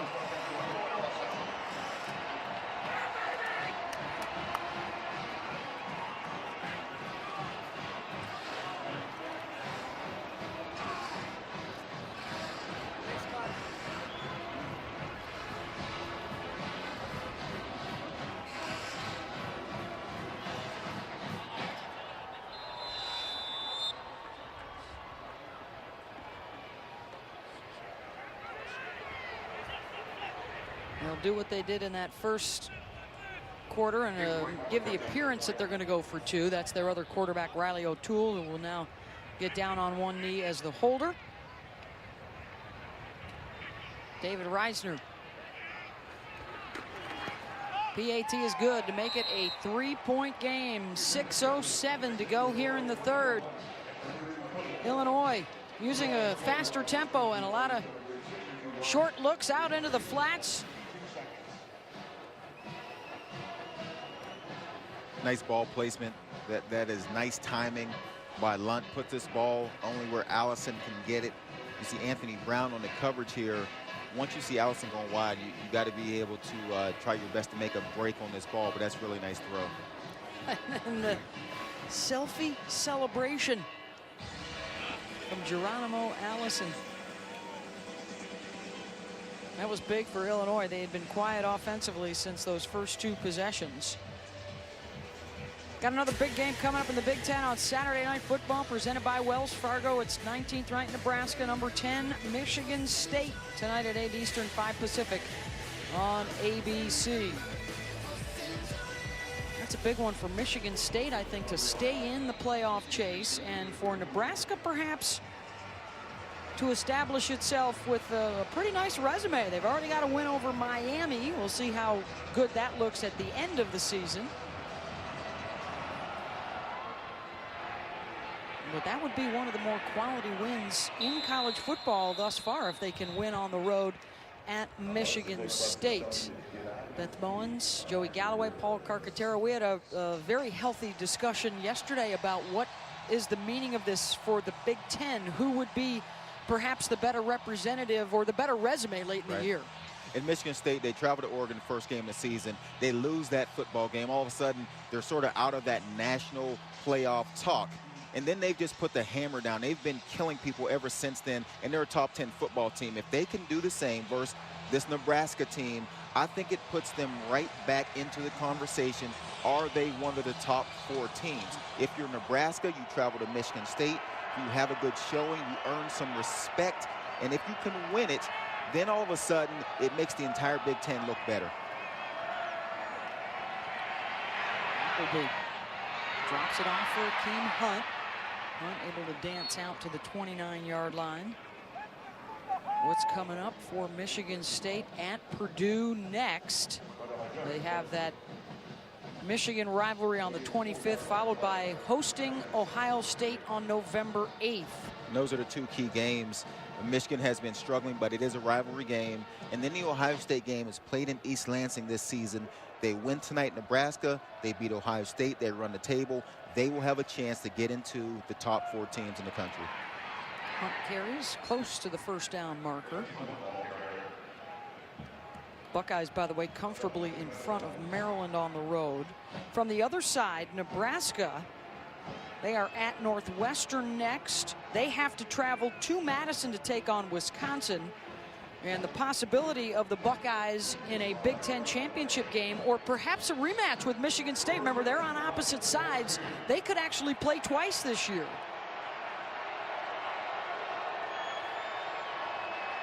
Third down and 1. Hunt appears to have it off the right side.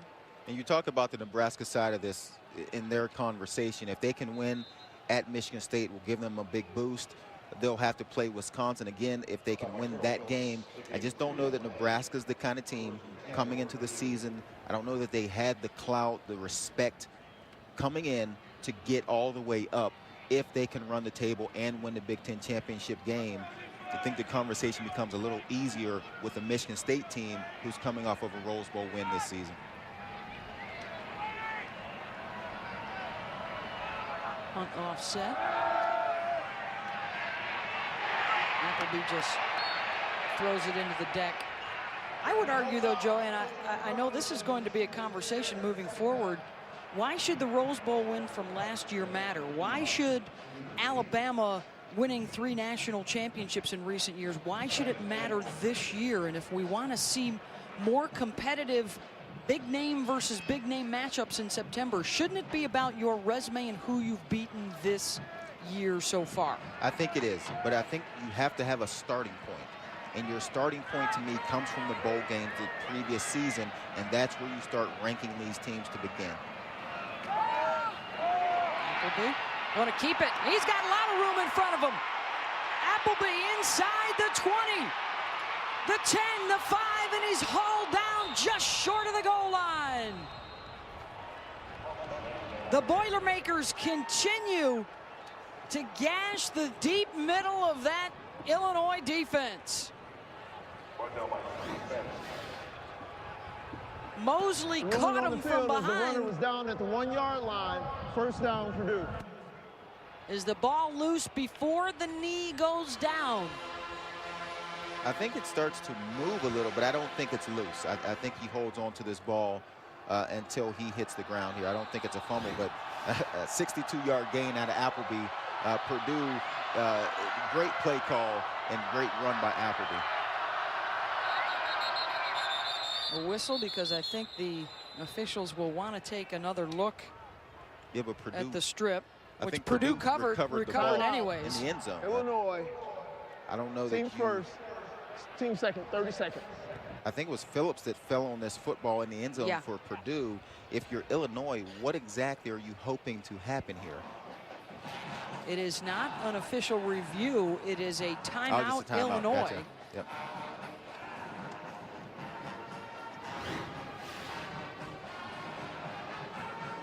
And you can just see this is a clear called run. This is a run for Appleby up the middle. Terrific blocking. The offensive line, when they've run these plays and had their big plays up the middle where people aren't touched, the offensive line has done an outstanding job of making these holes for the runners. And Appleby comes up through a hole there that you could have got through, Beth. That thing was wide open, touched by one lineman, but that is nice blocking. And then Appleby, again, we talked about he's not a great athlete, but he has enough athleticism to make the plays when he has to with his feet. 277 yards on the ground now for Purdue. Back to a short yardage situation, and it's back to green. It's Appleby with the keeper. Touchdown, Purdue. What an answer. What an answer by Purdue. Illinois turned up the heat on offense. West Lunt got into a rhythm. They drive down, get into the end zone, and then Purdue gets back on the field. Appleby makes plays and gets this team back into the end zone to go back up 2 scores.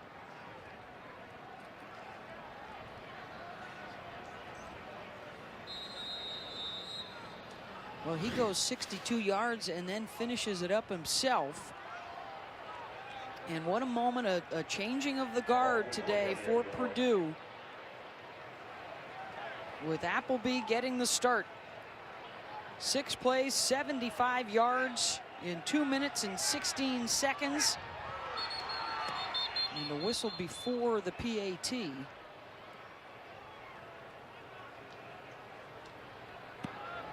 False start. Offense, number 72. Replay the try, 5-yard penalty. And some clarity really on Appleby coming in today to replace Danny Etling, who is just a sophomore from Terre Haute, and he was a big-time recruit, was Danny Etling a few years ago. He was the first guy that Darrell Hazel went to visit and talk to when he got the job, because Etling had already committed. He was the 12th rated quarterback on the ESPN.com recruiting service, and a lot of folks, a lot of fans thought that Danny Etling was going to be the one to general the turnaround and get Purdue relevant again in the Big Ten. And so this is quite a moment for him to not get the call, and instead it's Austin Appleby this afternoon. And what a difference in this Purdue offense, which had struggled all year. And he has been outstanding, and this was the beginning of the game when I started to notice how good he is when he has to move around in the pocket. You can always see his eyes are downfield. He can feel the rush, step around it, and then the nice throw to Anthrop to turn the corner. And then this is the part you don't expect from Appleby, the nice 60-yard run. You can see doesn't have the great speed, gets run down at the end, but enough speed, enough athleticism that you have to respect his ability to make a play with his feet. And again, you talked about Etling and the recruitment. This Appleby guy is a 6'5", 229-pound guy. I mean, he has the tools, the physicality that you want in a quarterback to lead your team, to stand in the pocket, to be able to feel the rush. What he has shown us here today, this guy is extremely talented and also a young guy that has a lot of growing to do. Canton, Ohio. The kick is short. It's Bentley, runs into his own guy, bounces to the outside, picks up some additional yardage out across the 40 into the 46-yard line. How about an Ohio State update? Well, Beth, I know Joey's fired up about this. Ohio State facing Maryland. This will be J.T. Barrett to Devin Smith. Robert Smith. Devin Smith does a nice job in the slot, getting around the corner. but a great throw right there. Excellent placement by J.T. Barrett. Right on the money, 38-10.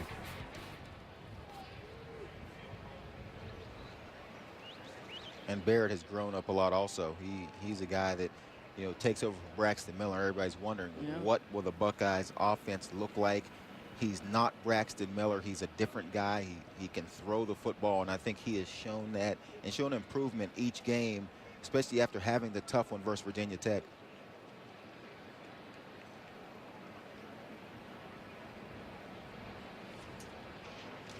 Injured player for Purdue. There are a couple of number 6s on their roster, and that is Miles Norwood on their special teams unit. Buckeyes too, by the way, they've got a decent stretch. They host Rutgers next, and then they'll be at Penn State. They won't see Michigan State until November the 8th. Paul Carcaterra's got an update down on the field for us. Well, Beth, defensively for Purdue, not good news. If they are to get a victory on the road, it looks like they'll have to do it without middle linebacker Sean Robinson. We saw him that last possession go down with an injury. He went onto the training table. The medical staff evaluated his right knee, whispered something into his ear, shook his head out of frustration. He had ice on his right knee and a towel over his head. So injuries right now playing a huge factor for Purdue. Up next, though, for Purdue is Garrett Hudson. He's the coach's defensive coordinator, Greg Hudson's son, on the 2 deep. He's going to get the call here. He would be the replacement for Robinson whenever they run out 3 linebackers.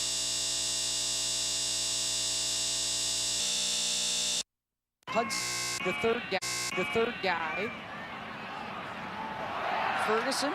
Nice couple of moves to get to the outside across midfield. Landon Feichter took him out of bounds. A 7-yard scoot. Nice run by Ferguson. And you could see when he has a linebacker and they're eyeball to eyeball with their feet square, he has that quickness, the shiftiness to get around these linebackers for Purdue. 11 carries, 47 yards for Josh today.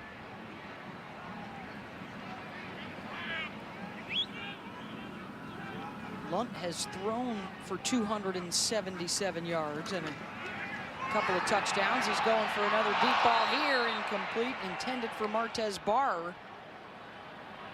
Frankie Williams with the coverage. Ball a little bit behind Barr here. And again, this may be the win playing with this football. Definitely catchable, a play he has to make, but that ball is behind. If I'm Illinois, if I'm West London, I've said this before, I find Dudek in the matchup, the man-to-man versus these safeties. They're still covering him with the safety. I find out if Dudek can continue to make plays for me downfield.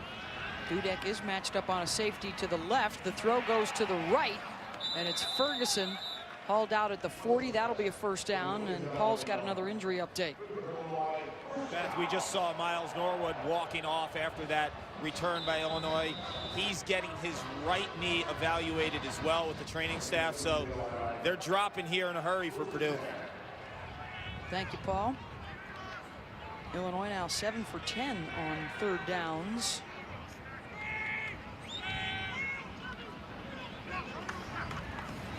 On first, across the middle, and wide open is Dudek. Adding some yards after the catch down to the 20. And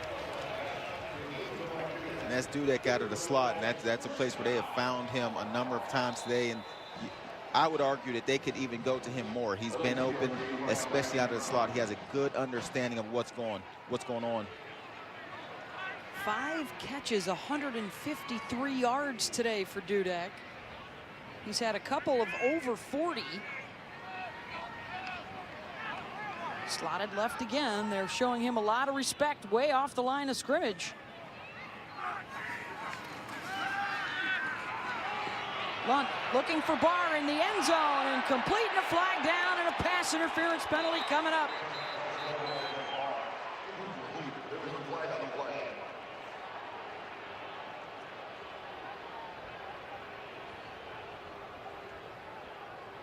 It's going to be on Frankie Williams.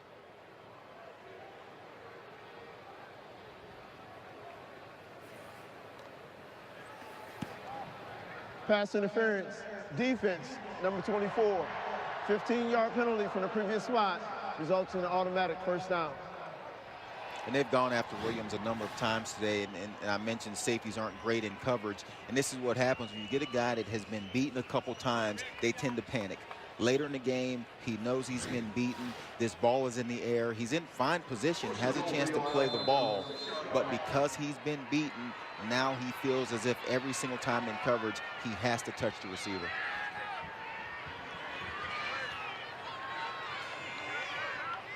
Blunt on 1st and goal. Gives to Young. He bursts inside the 5, down to the 2-yard line. Jawan Bentley with the tackle. If I'm Illinois, I just hand it off again to Young. I give it to Young a couple more times here. He gets 4 or 5 yards. Just get this one in the end zone. Same play. Barreling right up the middle. Still no signal, and there it is. Touchdown, Fighting Illini.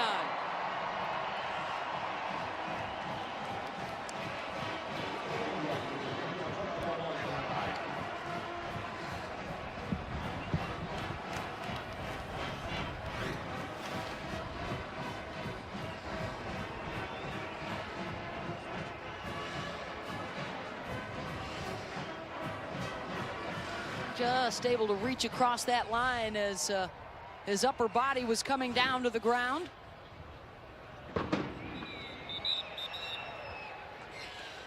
The previous play of a touchdown is under further review.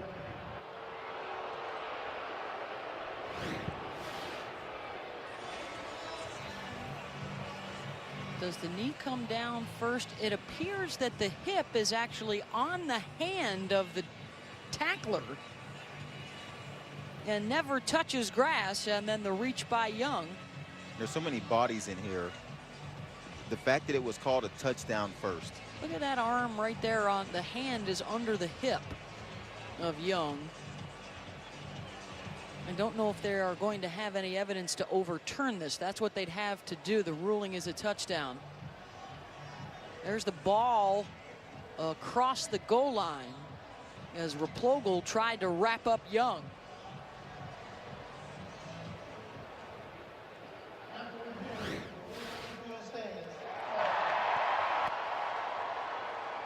Well done by all parties involved.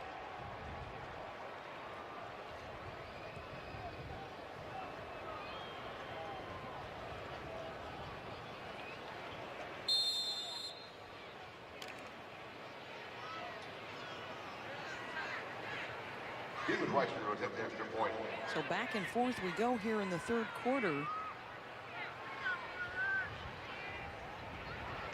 Purdue, Illinois, then Purdue again, and now Illinois able to return the favor.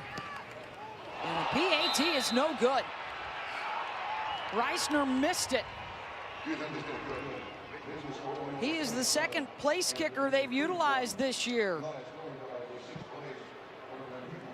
And he misses the extra point. And now a field goal will not tie it. Still with plenty of time, 1:39 to go here in the 3rd.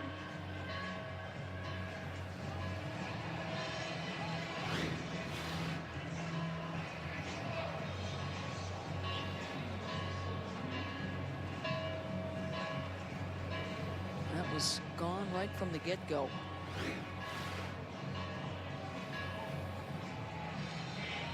And before the kickoff, how about a reminder? College football primetime presented by Hampton Hotels, LSU, Auburn, and then UCLA and Utah. Both those games also available on your Watch ESPN app. Great day for college football, and especially that SEC West. Mississippi State was taking it to the Aggies. 34-10 now the score there, trying to hand Texas A&M the loss. Alabama and Ole Miss coming up, LSU, Auburn later.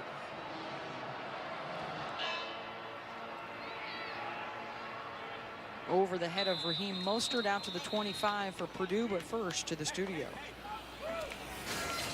All right, thank you very much, Beth. An update right now what's happening over on ESPN, Texas A&M and Mississippi State, and this is Brandon Holloway here, Robert, 51 yards.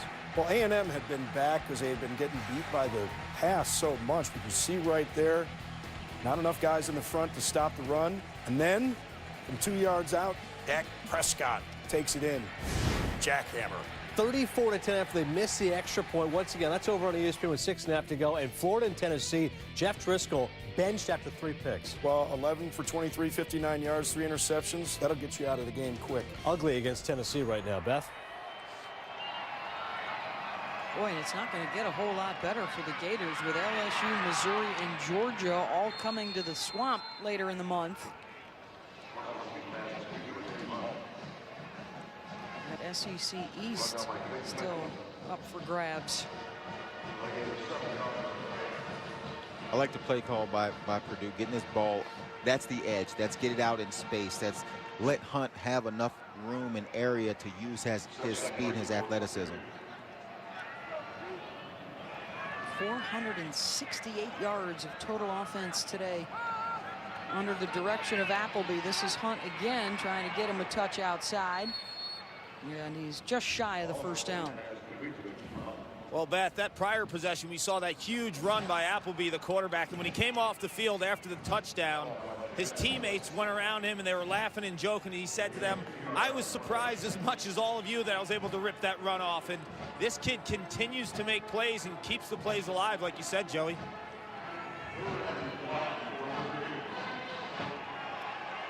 Third down and 1 here for the Boilermakers.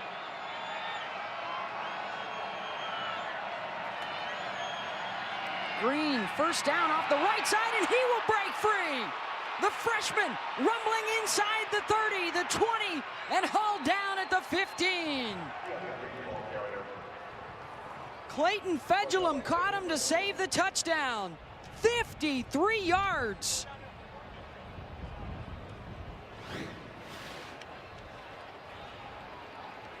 And Bentley is wide open. Bentley is untouched here on defense. We've seen earlier where Neal was untouched on a long run, didn't make the play. This time Bentley, the corner, on a 3rd and 1, has a chance to make a play. Bentley runs right through him. That's a play you have to make. To the fourth quarter we go. The Boilermakers have scored on 4 of their last 5 drives, and they are threatening once again. Looking for Darrell Hazel's first Big Ten victory.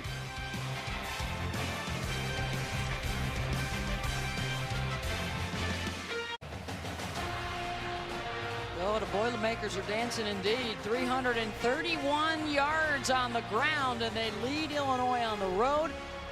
And they are trying to get some more after the big rush from Keontae Green.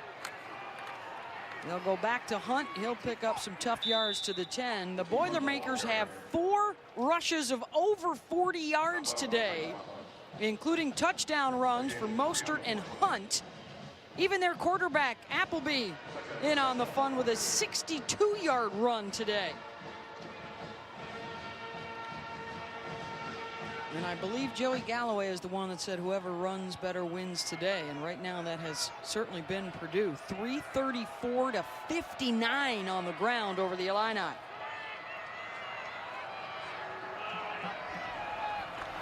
Appleby out of the gun. As Holmes is tight end inside the 5, reaching for the goal line. And they will say he was down at the 1. Fedulum with the stop.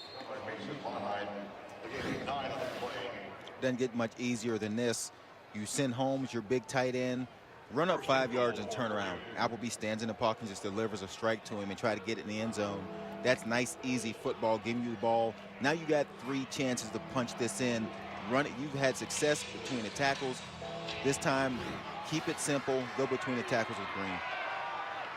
Green's in the backfield with a tight end there to block. Instead, it's Appleby, and he appears to have it. I don't know. They're going to say he came up. There is the signal. Touchdown, Boilermakers. And they respond again. That is a score on 5 of their last 6 drives.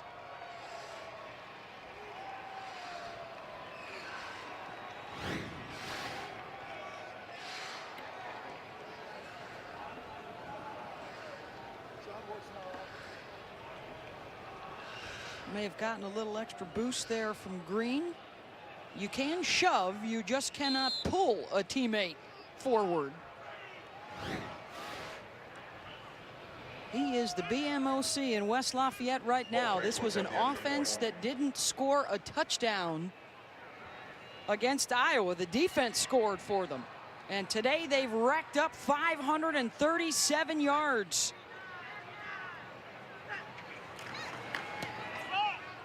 Extra point is good.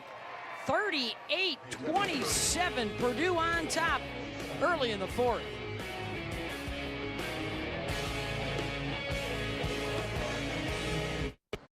Saturday Night Football presented by Wells Fargo. Nebraska-Michigan State coming up tonight at 8 Eastern, 5 Pacific on ABC. Who's in for your college football playoff? Will there be a Big Ten rep? Will there be a couple of teams from the SEC here? 13:35 to go here in our game. Let's get you back to the studio for an update. All right, thank you very much, Beth. Florida and Tennessee on the SEC Network with a new quarterback after Jeff Driscoll was benched. Treon Harris to Matt Jones. And you can see they were put on a short field, the Tennessee defense, by a turnover. Florida capitalizes right away. Change of quarterback, change of attitude. 2-point game right now, early fourth, Beth. Well, we've seen a change of quarterback and a change of attitude as well for Purdue today. They've got the lead, but Wes Lunt has been a master in the fourth quarter. 3 Illinois wins this year. All of them have been fourth quarter comebacks. And they'll need to do it again to pick up a Big Ten win. The only one that Illinois got last year was over Purdue. Purdue was 0 for last year in the Big Ten. And that's why both of these teams have put such a premium on winning this game.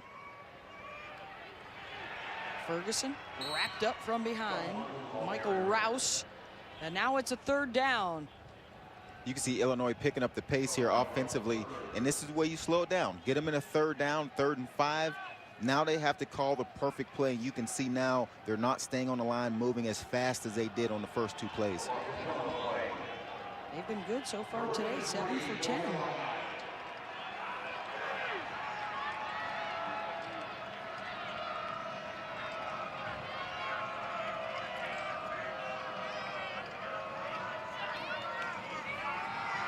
One will hand it off. Good effort by Ferguson to bounce to the outside, and he's got the first down to the 35. It was very nice patience by Ferguson. Didn't see what he liked in the initial hole. Has the patience, wait a second, and then athletic ability kicks in, break outside to get a first down. Ferguson now 14 carries, 60 yards on the day. Lunt has his man underneath. Allison out to the 43-yard line. That'll set up a 3rd and short. Or excuse me, 2nd down in a couple. And when London's moving like this, it slows down the rush for Purdue. They've not been hitting him in these last 2 drives. He's had a chance to stand in the pocket and throw the ball comfortably. First down out across the 45 for Donovan Young. That last pass, by the way, Lunt's up to 311 yards, so right around his average, which leads the Big Ten coming into the weekend. And one of the reasons why they have had to utilize him and rely on him so much in the fourth quarter is because they've had to come from behind and throw the football. 4-man Purdue rush. Lunt gets it away, and it's caught at the 49 by Justin Hardy. And there's the Lunt arm strength. He throws this from the opposite hash, falling backwards, and throws a line out to the far side of the field on an outcut. That is pure arm strength to throw that ball in a line like that. Started out his career at Oklahoma State. He sat out redshirted last year and then won the job over Riley O'Toole and Aaron Bailey.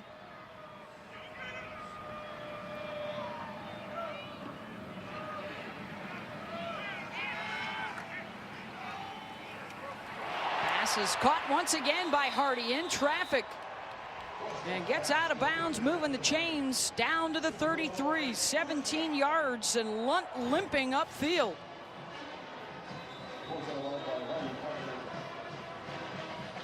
Just a terrific catch by Hardy, going up and just wants this ball more than Lewis did in the air. Nice throw, strong arm again by Lunt, but better catch by Hardy. Lunt with a leg injury in the Texas State game. Did not play last week against Nebraska, wearing a brace on that left knee and limping up to the line of scrimmage here. Now working out of the gun. His pass incomplete over the middle, and Lunt took another big hit from Ryan Russell.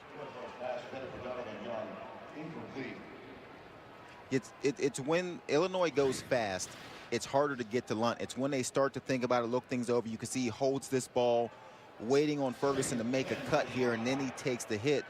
But on the quick game, when the offense is moving and they look like they're in a rhythm, then Lunt stays on his feet. Lunt going down all the way back out at the 45. It was Russell once again, coming with Jimmy Herman. And now they've got to check on Lunt.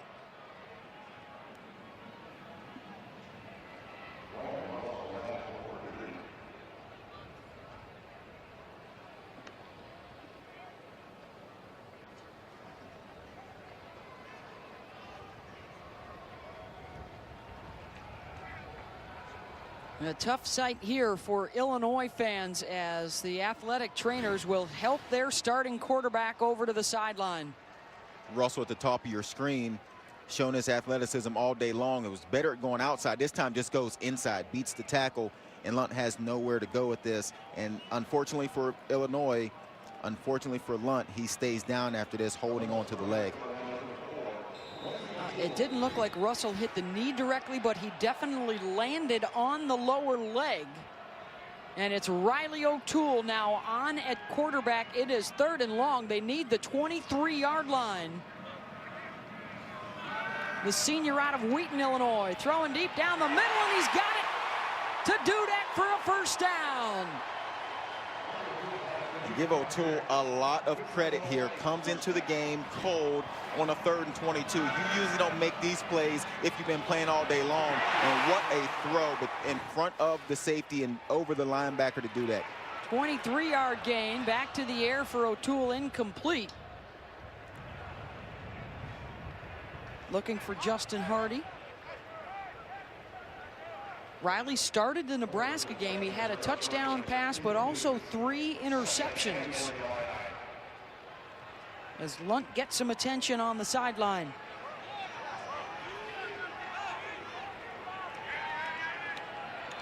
And Illinois may have to make a 4th quarter comeback with their backup quarterback.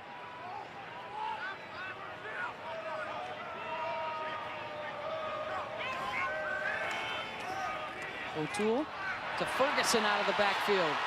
Ducking under one tackler, and Ferguson muscles his way down to the 13.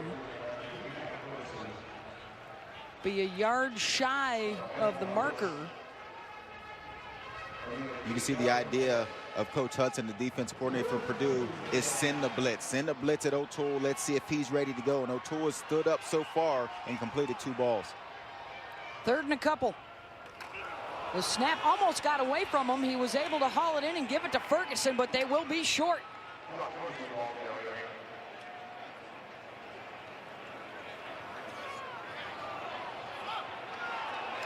Wes Lunt was back up alongside the coaches on the sideline, but it appears they will go for the field goal here. And I agree with this call. This is a 2-score game. You take the points here, it takes it down to an 8-point game. At least you're within a touchdown and a 2-point conversion. But I like this call to get these points. But this is also the guy who missed the PAT earlier. Reisner, and this one's blocked up front. Purdue special teams comes through with a big play. Still think it's the right call to make. I think it is the right play to kick the field goal in this situation. It didn't work out. You hear the boos.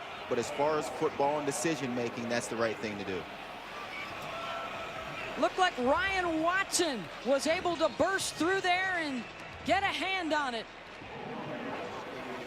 Watson reaching up for the stuff, and Illinois is denied. The Boilermakers hold.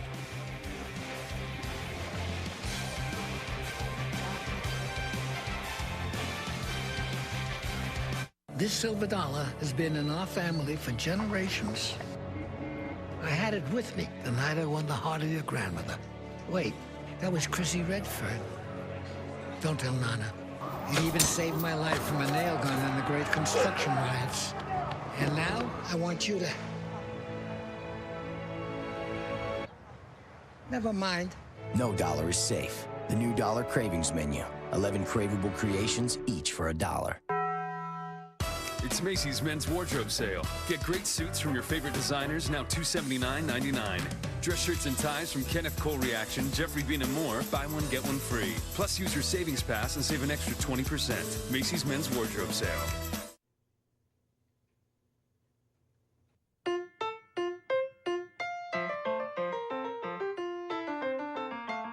Great rates and safety working in harmony.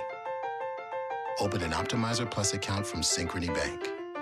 Visit myoptimizerplus.com to open an account. Service, security, savings. Synchrony Bank. Engage with us.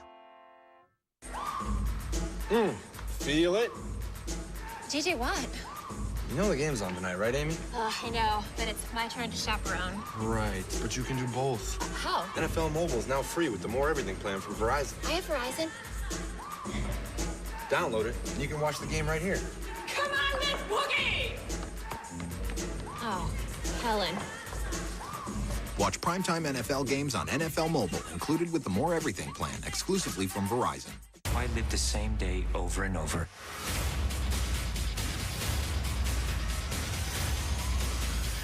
You have to listen to me. Edge of Tomorrow. Own the digital HD now or the Blu-ray Tuesday. ESPN College Football is presented by 5-Hour Energy Shots.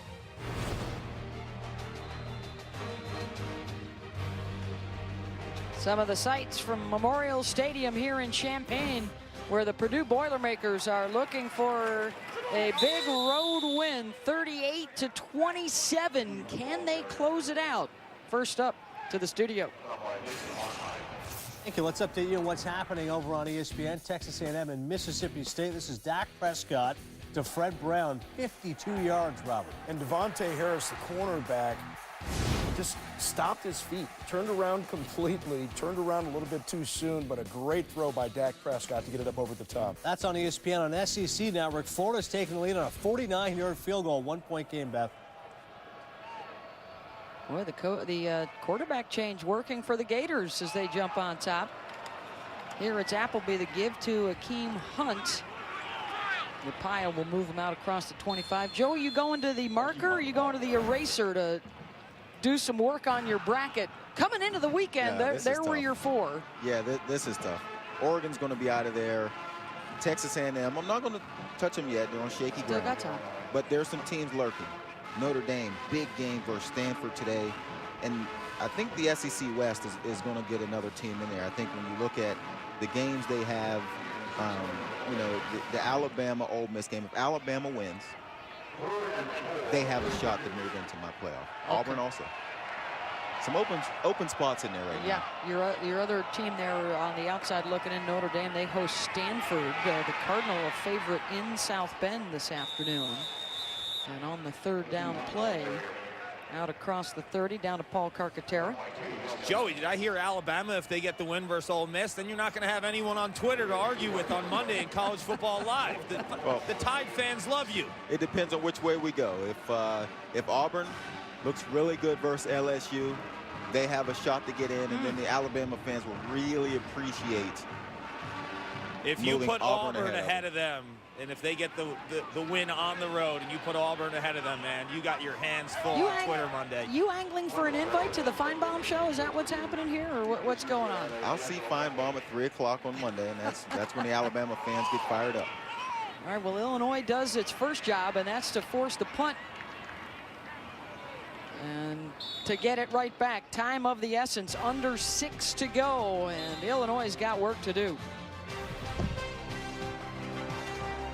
Nebraska, Michigan State, tonight, ABC. Charlie, the demand on this network, it is increasing by the second. It's crazy, huh? And people are relying on it more than ever. We cover more than 99% of all Americans. No, I can't imagine living without it. It's a place where people can come share knowledge and ideas. It's beautiful. That's deep, Charlie. My selfie just hit 100 likes. 100! AT&T is building you a better network. How much money do you have in your pocket right now? I have $40. 21? Could something that small make an impact on something as big as your retirement? I don't think so. Well, if you start putting that money towards your retirement every week and let it grow over time for 20, 30 years, that retirement challenge might not seem so big after all.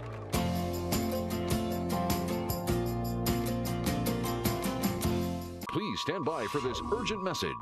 Warrior Custom Golf is at it again. Call now and receive the new Warrior Signature Series Hybrid Iron absolutely free. No gimmicks, no purchase necessary. Over a $200 retail value free. Thanks to the public's honest feedback from Warrior's last free hybrid offer, Warrior has developed this new state-of-the-art hybrid iron. And as a way of saying thanks, they're sending it out one last time. Yours absolutely free.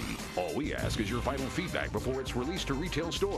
Warrior's new 19-degree Signature Series Hybrid comes with enhanced perimeter weighting technology, producing a more explosive rebound effect on impact. You'll hit this club longer and straighter than any other iron, and all you pay is shipping and customization. Get this new Signature Series Hybrid absolutely free. Call now and get Warrior's latest hybrid, the new Warrior Signature Series Hybrid Club. Absolutely free, no purchase necessary. You have to be a Warrior. It's time to make Warrior's Hybrid Iron your new weapon of choice. Touchdowns. The chase for the NASCAR Sprint Cup heads into the contender round. Those are still some of the guys to keep an eye on as we head to Kansas, presented by Dodge. The NASCAR Sprint Cup Series Sunday at 1 o'clock on ESPN and watch ESPN app. Under 6 minutes to play here in Champaign, and a flag at the end of that reception by Dudek. Riley O'Toole remains in at quarterback for the injured Wes Lunt. And these are the times for Purdue. Personal foul, face mask, defense number 23. 15-yard penalty added to the end of the run, automatic first down. These are the times for Purdue when you're up 2 scores in the second half of a game late, under 6 minutes on the road. If you want to be the kind of team that people respect, that you feel good about yourselves, you've got to find ways to win these kind of games. We'll see how this plays out. Wes Lunt now on the sideline. O'Toole in the game. This is a beautiful opportunity for Purdue to sort of turn a corner as far as getting wins inside the Big Ten. Your own one in the league. You didn't win a game last year, so 9 straight Big Ten losses for Purdue. They are trying to snap that here on the road. O'Toole going down. The Boilermaker defense gets the sack. It's Frankie Williams. Nice athleticism, nice surprise. O'Toole doesn't see Frankie Williams coming from the top of your screen. And then that's Donovan Young. The running back has got to get that block. O'Toole is standing there expecting Young to get this block. Frankie Williams' athletic play gets around and gets to the quarterback. 3rd sack of the day. They've already got more this year than they did all of last year. O'Toole has to get to the outside, and the catch is made along the near sideline by Young. Juggled it, but hauled it in time. Stops the clock, under 5 minutes to go. See if he's got possession of this.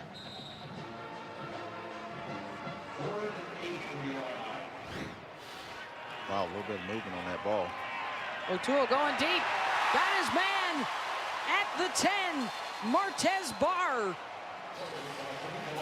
That is the second time O'Toole has found that seam throw in front of the safeties, and he has put both of them right on the money. Safeties can't get there. This is a 30-yard gain on your own side of the 50. Safety should be able to make that play. O'Toole, and this one is dropped by Allison. He thought he was hauled down. Some premature contact.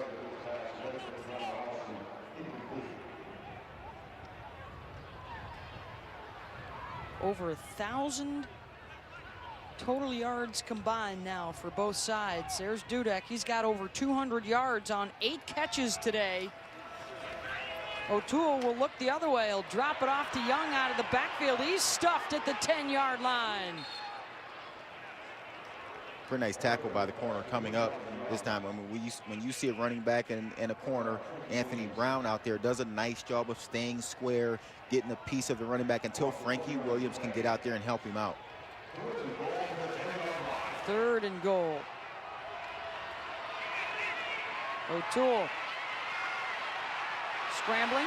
He'll tuck it and run. O'Toole cuts back inside the 5, down to the 4, and it's 4th down. Jawan Bentley with the stop.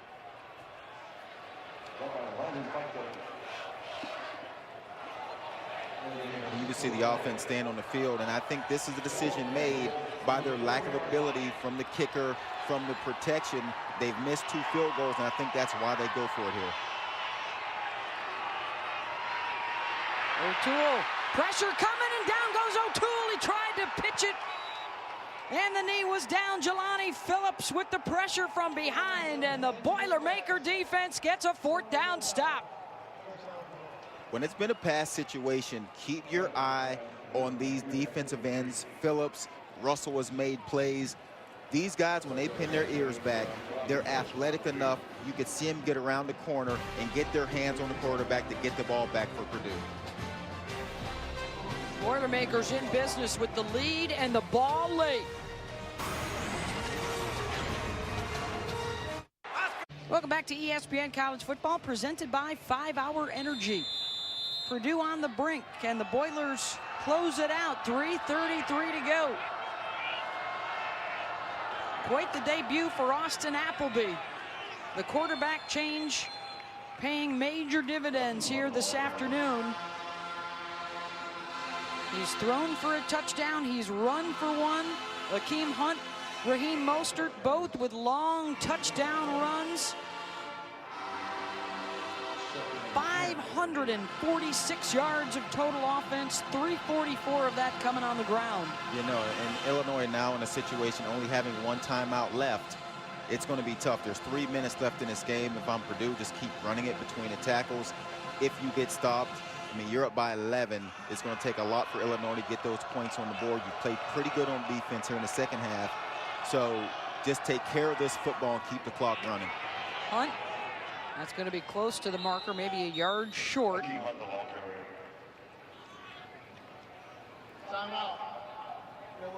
And there is a timeout for Illinois with 2:42 to go. Let's take a look at today's sharp performance presented by Polaris. And how about the day for Mr. Appleby? Yeah, and from the beginning of this day, Appleby has shown athleticism. He has shown to be comfortable in the pocket, feeling the rush, getting outside. And his accuracy on the move has been outstanding. You can see here on the run, hits Anthrop, who then breaks one for a long one. And then here, this is the icing on the cake. This is what you do not expect from Appleby. Another Ohio guy out of North Canton, breaks off a 62-yard run. And that's what you don't think you'll get from Appleby. But he has shown athleticism here today. He's shown the ability to take care of the football. You see no turnovers in 200 yards. If you're Purdue, you're Coach Hazel, you're pretty excited in what you've seen from Appleby today because, you know, he's replacing Etling. You just didn't know what you would get, and he's been outstanding. 3rd and 1. The first down here could pretty much close it out if they can get there, and Hunt is stuffed.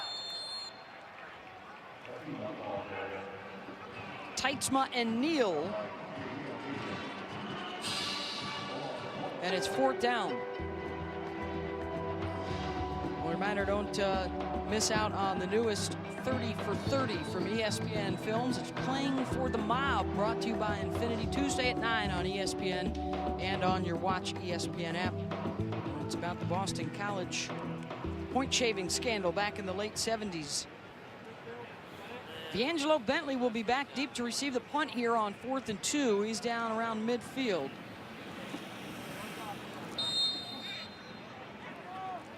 And Purdue will let the play clock wind all the way down till there's about a second left, and then they'll use a timeout. Illinois is out of timeouts. It's been a struggle at times. They turned it over in downs back in that second quarter. Couldn't convert on a fourth down. They had the turnover, the fumble inside the red zone in the third quarter.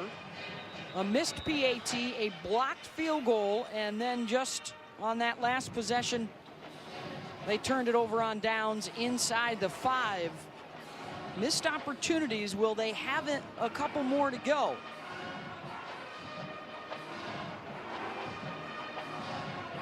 That missed PAT especially hurts because now you need 2 scores. But if you want a guy to make a play on special teams, V'Angelo Bentley's your man.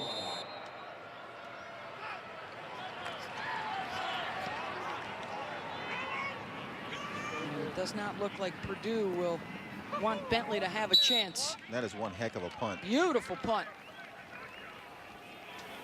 Yeah, Purdue knew that Bentley could hurt him. I mean, that is a 52-yard beautiful punt to the sideline, out of bounds. Does not give Illinois a chance to make a play. They got to score quickly here, and you won't see a better punt than that.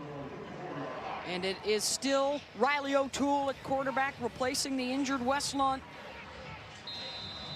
Dudek, Mikey Dudek, number 18, has been his favorite target, over 200 yards receiving. He's to the near side in the slot. Lunt looking his way, incomplete. Russell got a good hit on O'Toole, and he comes up hurt.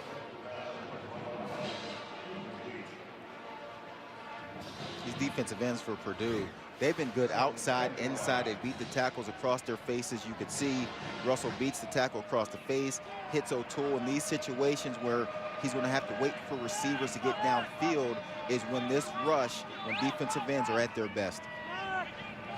2nd and 10. O'Toole gets it to the outside. Allison out of bounds to stop the clock. 1:39 to go.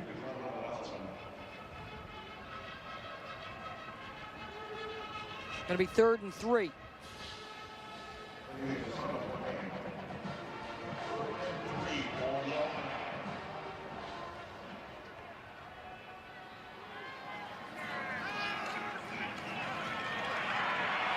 O'Toole gets to the outside. Fires it downfield, and it's caught for the first down by Martez Barr into Purdue territory. Nice play by O'Toole, and they're going to need this now. They're in passing situations.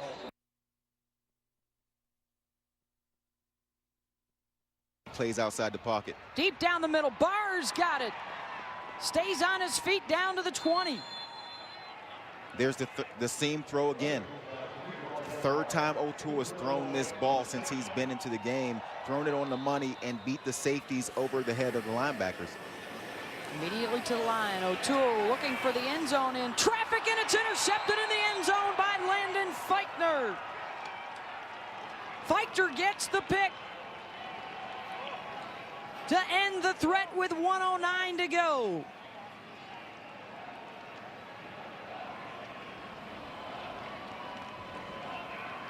Feichtner, the 5th-year senior out of Fort Wayne, as O'Toole threw it into double coverage. Nice play by Feichtner, the safety, and I've been fairly hard on these safeties today for Purdue for the situations where they've been in man coverage, and I don't think they're very good at it. Nice athletic play here, staying with the ball, concentrating to close this game out for Purdue. Those are the kind of plays when you talk about a team that has not gotten a Big Ten win in a couple years. Those are the kind of plays you're going to have to continue to make moving forward to get your team heading in the right direction. Darrell Hazel told us we got to run the ball so we can spread them out. Did it today. We've got to make big plays, turn 5 yards into 50. They certainly did that today. And that 9-game losing streak will come to an end, and Darrell Hazel, in his 2nd year after success at Kent State, can enjoy his first Big Ten win. Thanks to 351 yards rushing. And the spark provided by new quarterback Austin Appleby.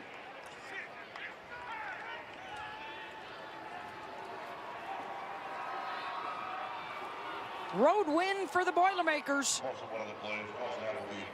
as they hand Illinois the loss And Tim Beckman now just 1-17 in the conference since taking over 2.5 years ago here in Champaign. Big road win for the Boilermakers. 38-27, the final score. Coming up next on ESPN2, College Football Scoreboard presented by Honda. Along with Paul Carcaterra, Joey Galloway, I'm Beth Mullins. Our entire crew, thanks for being with us here in Champaign. Let's get you Adnan Vert in the studio.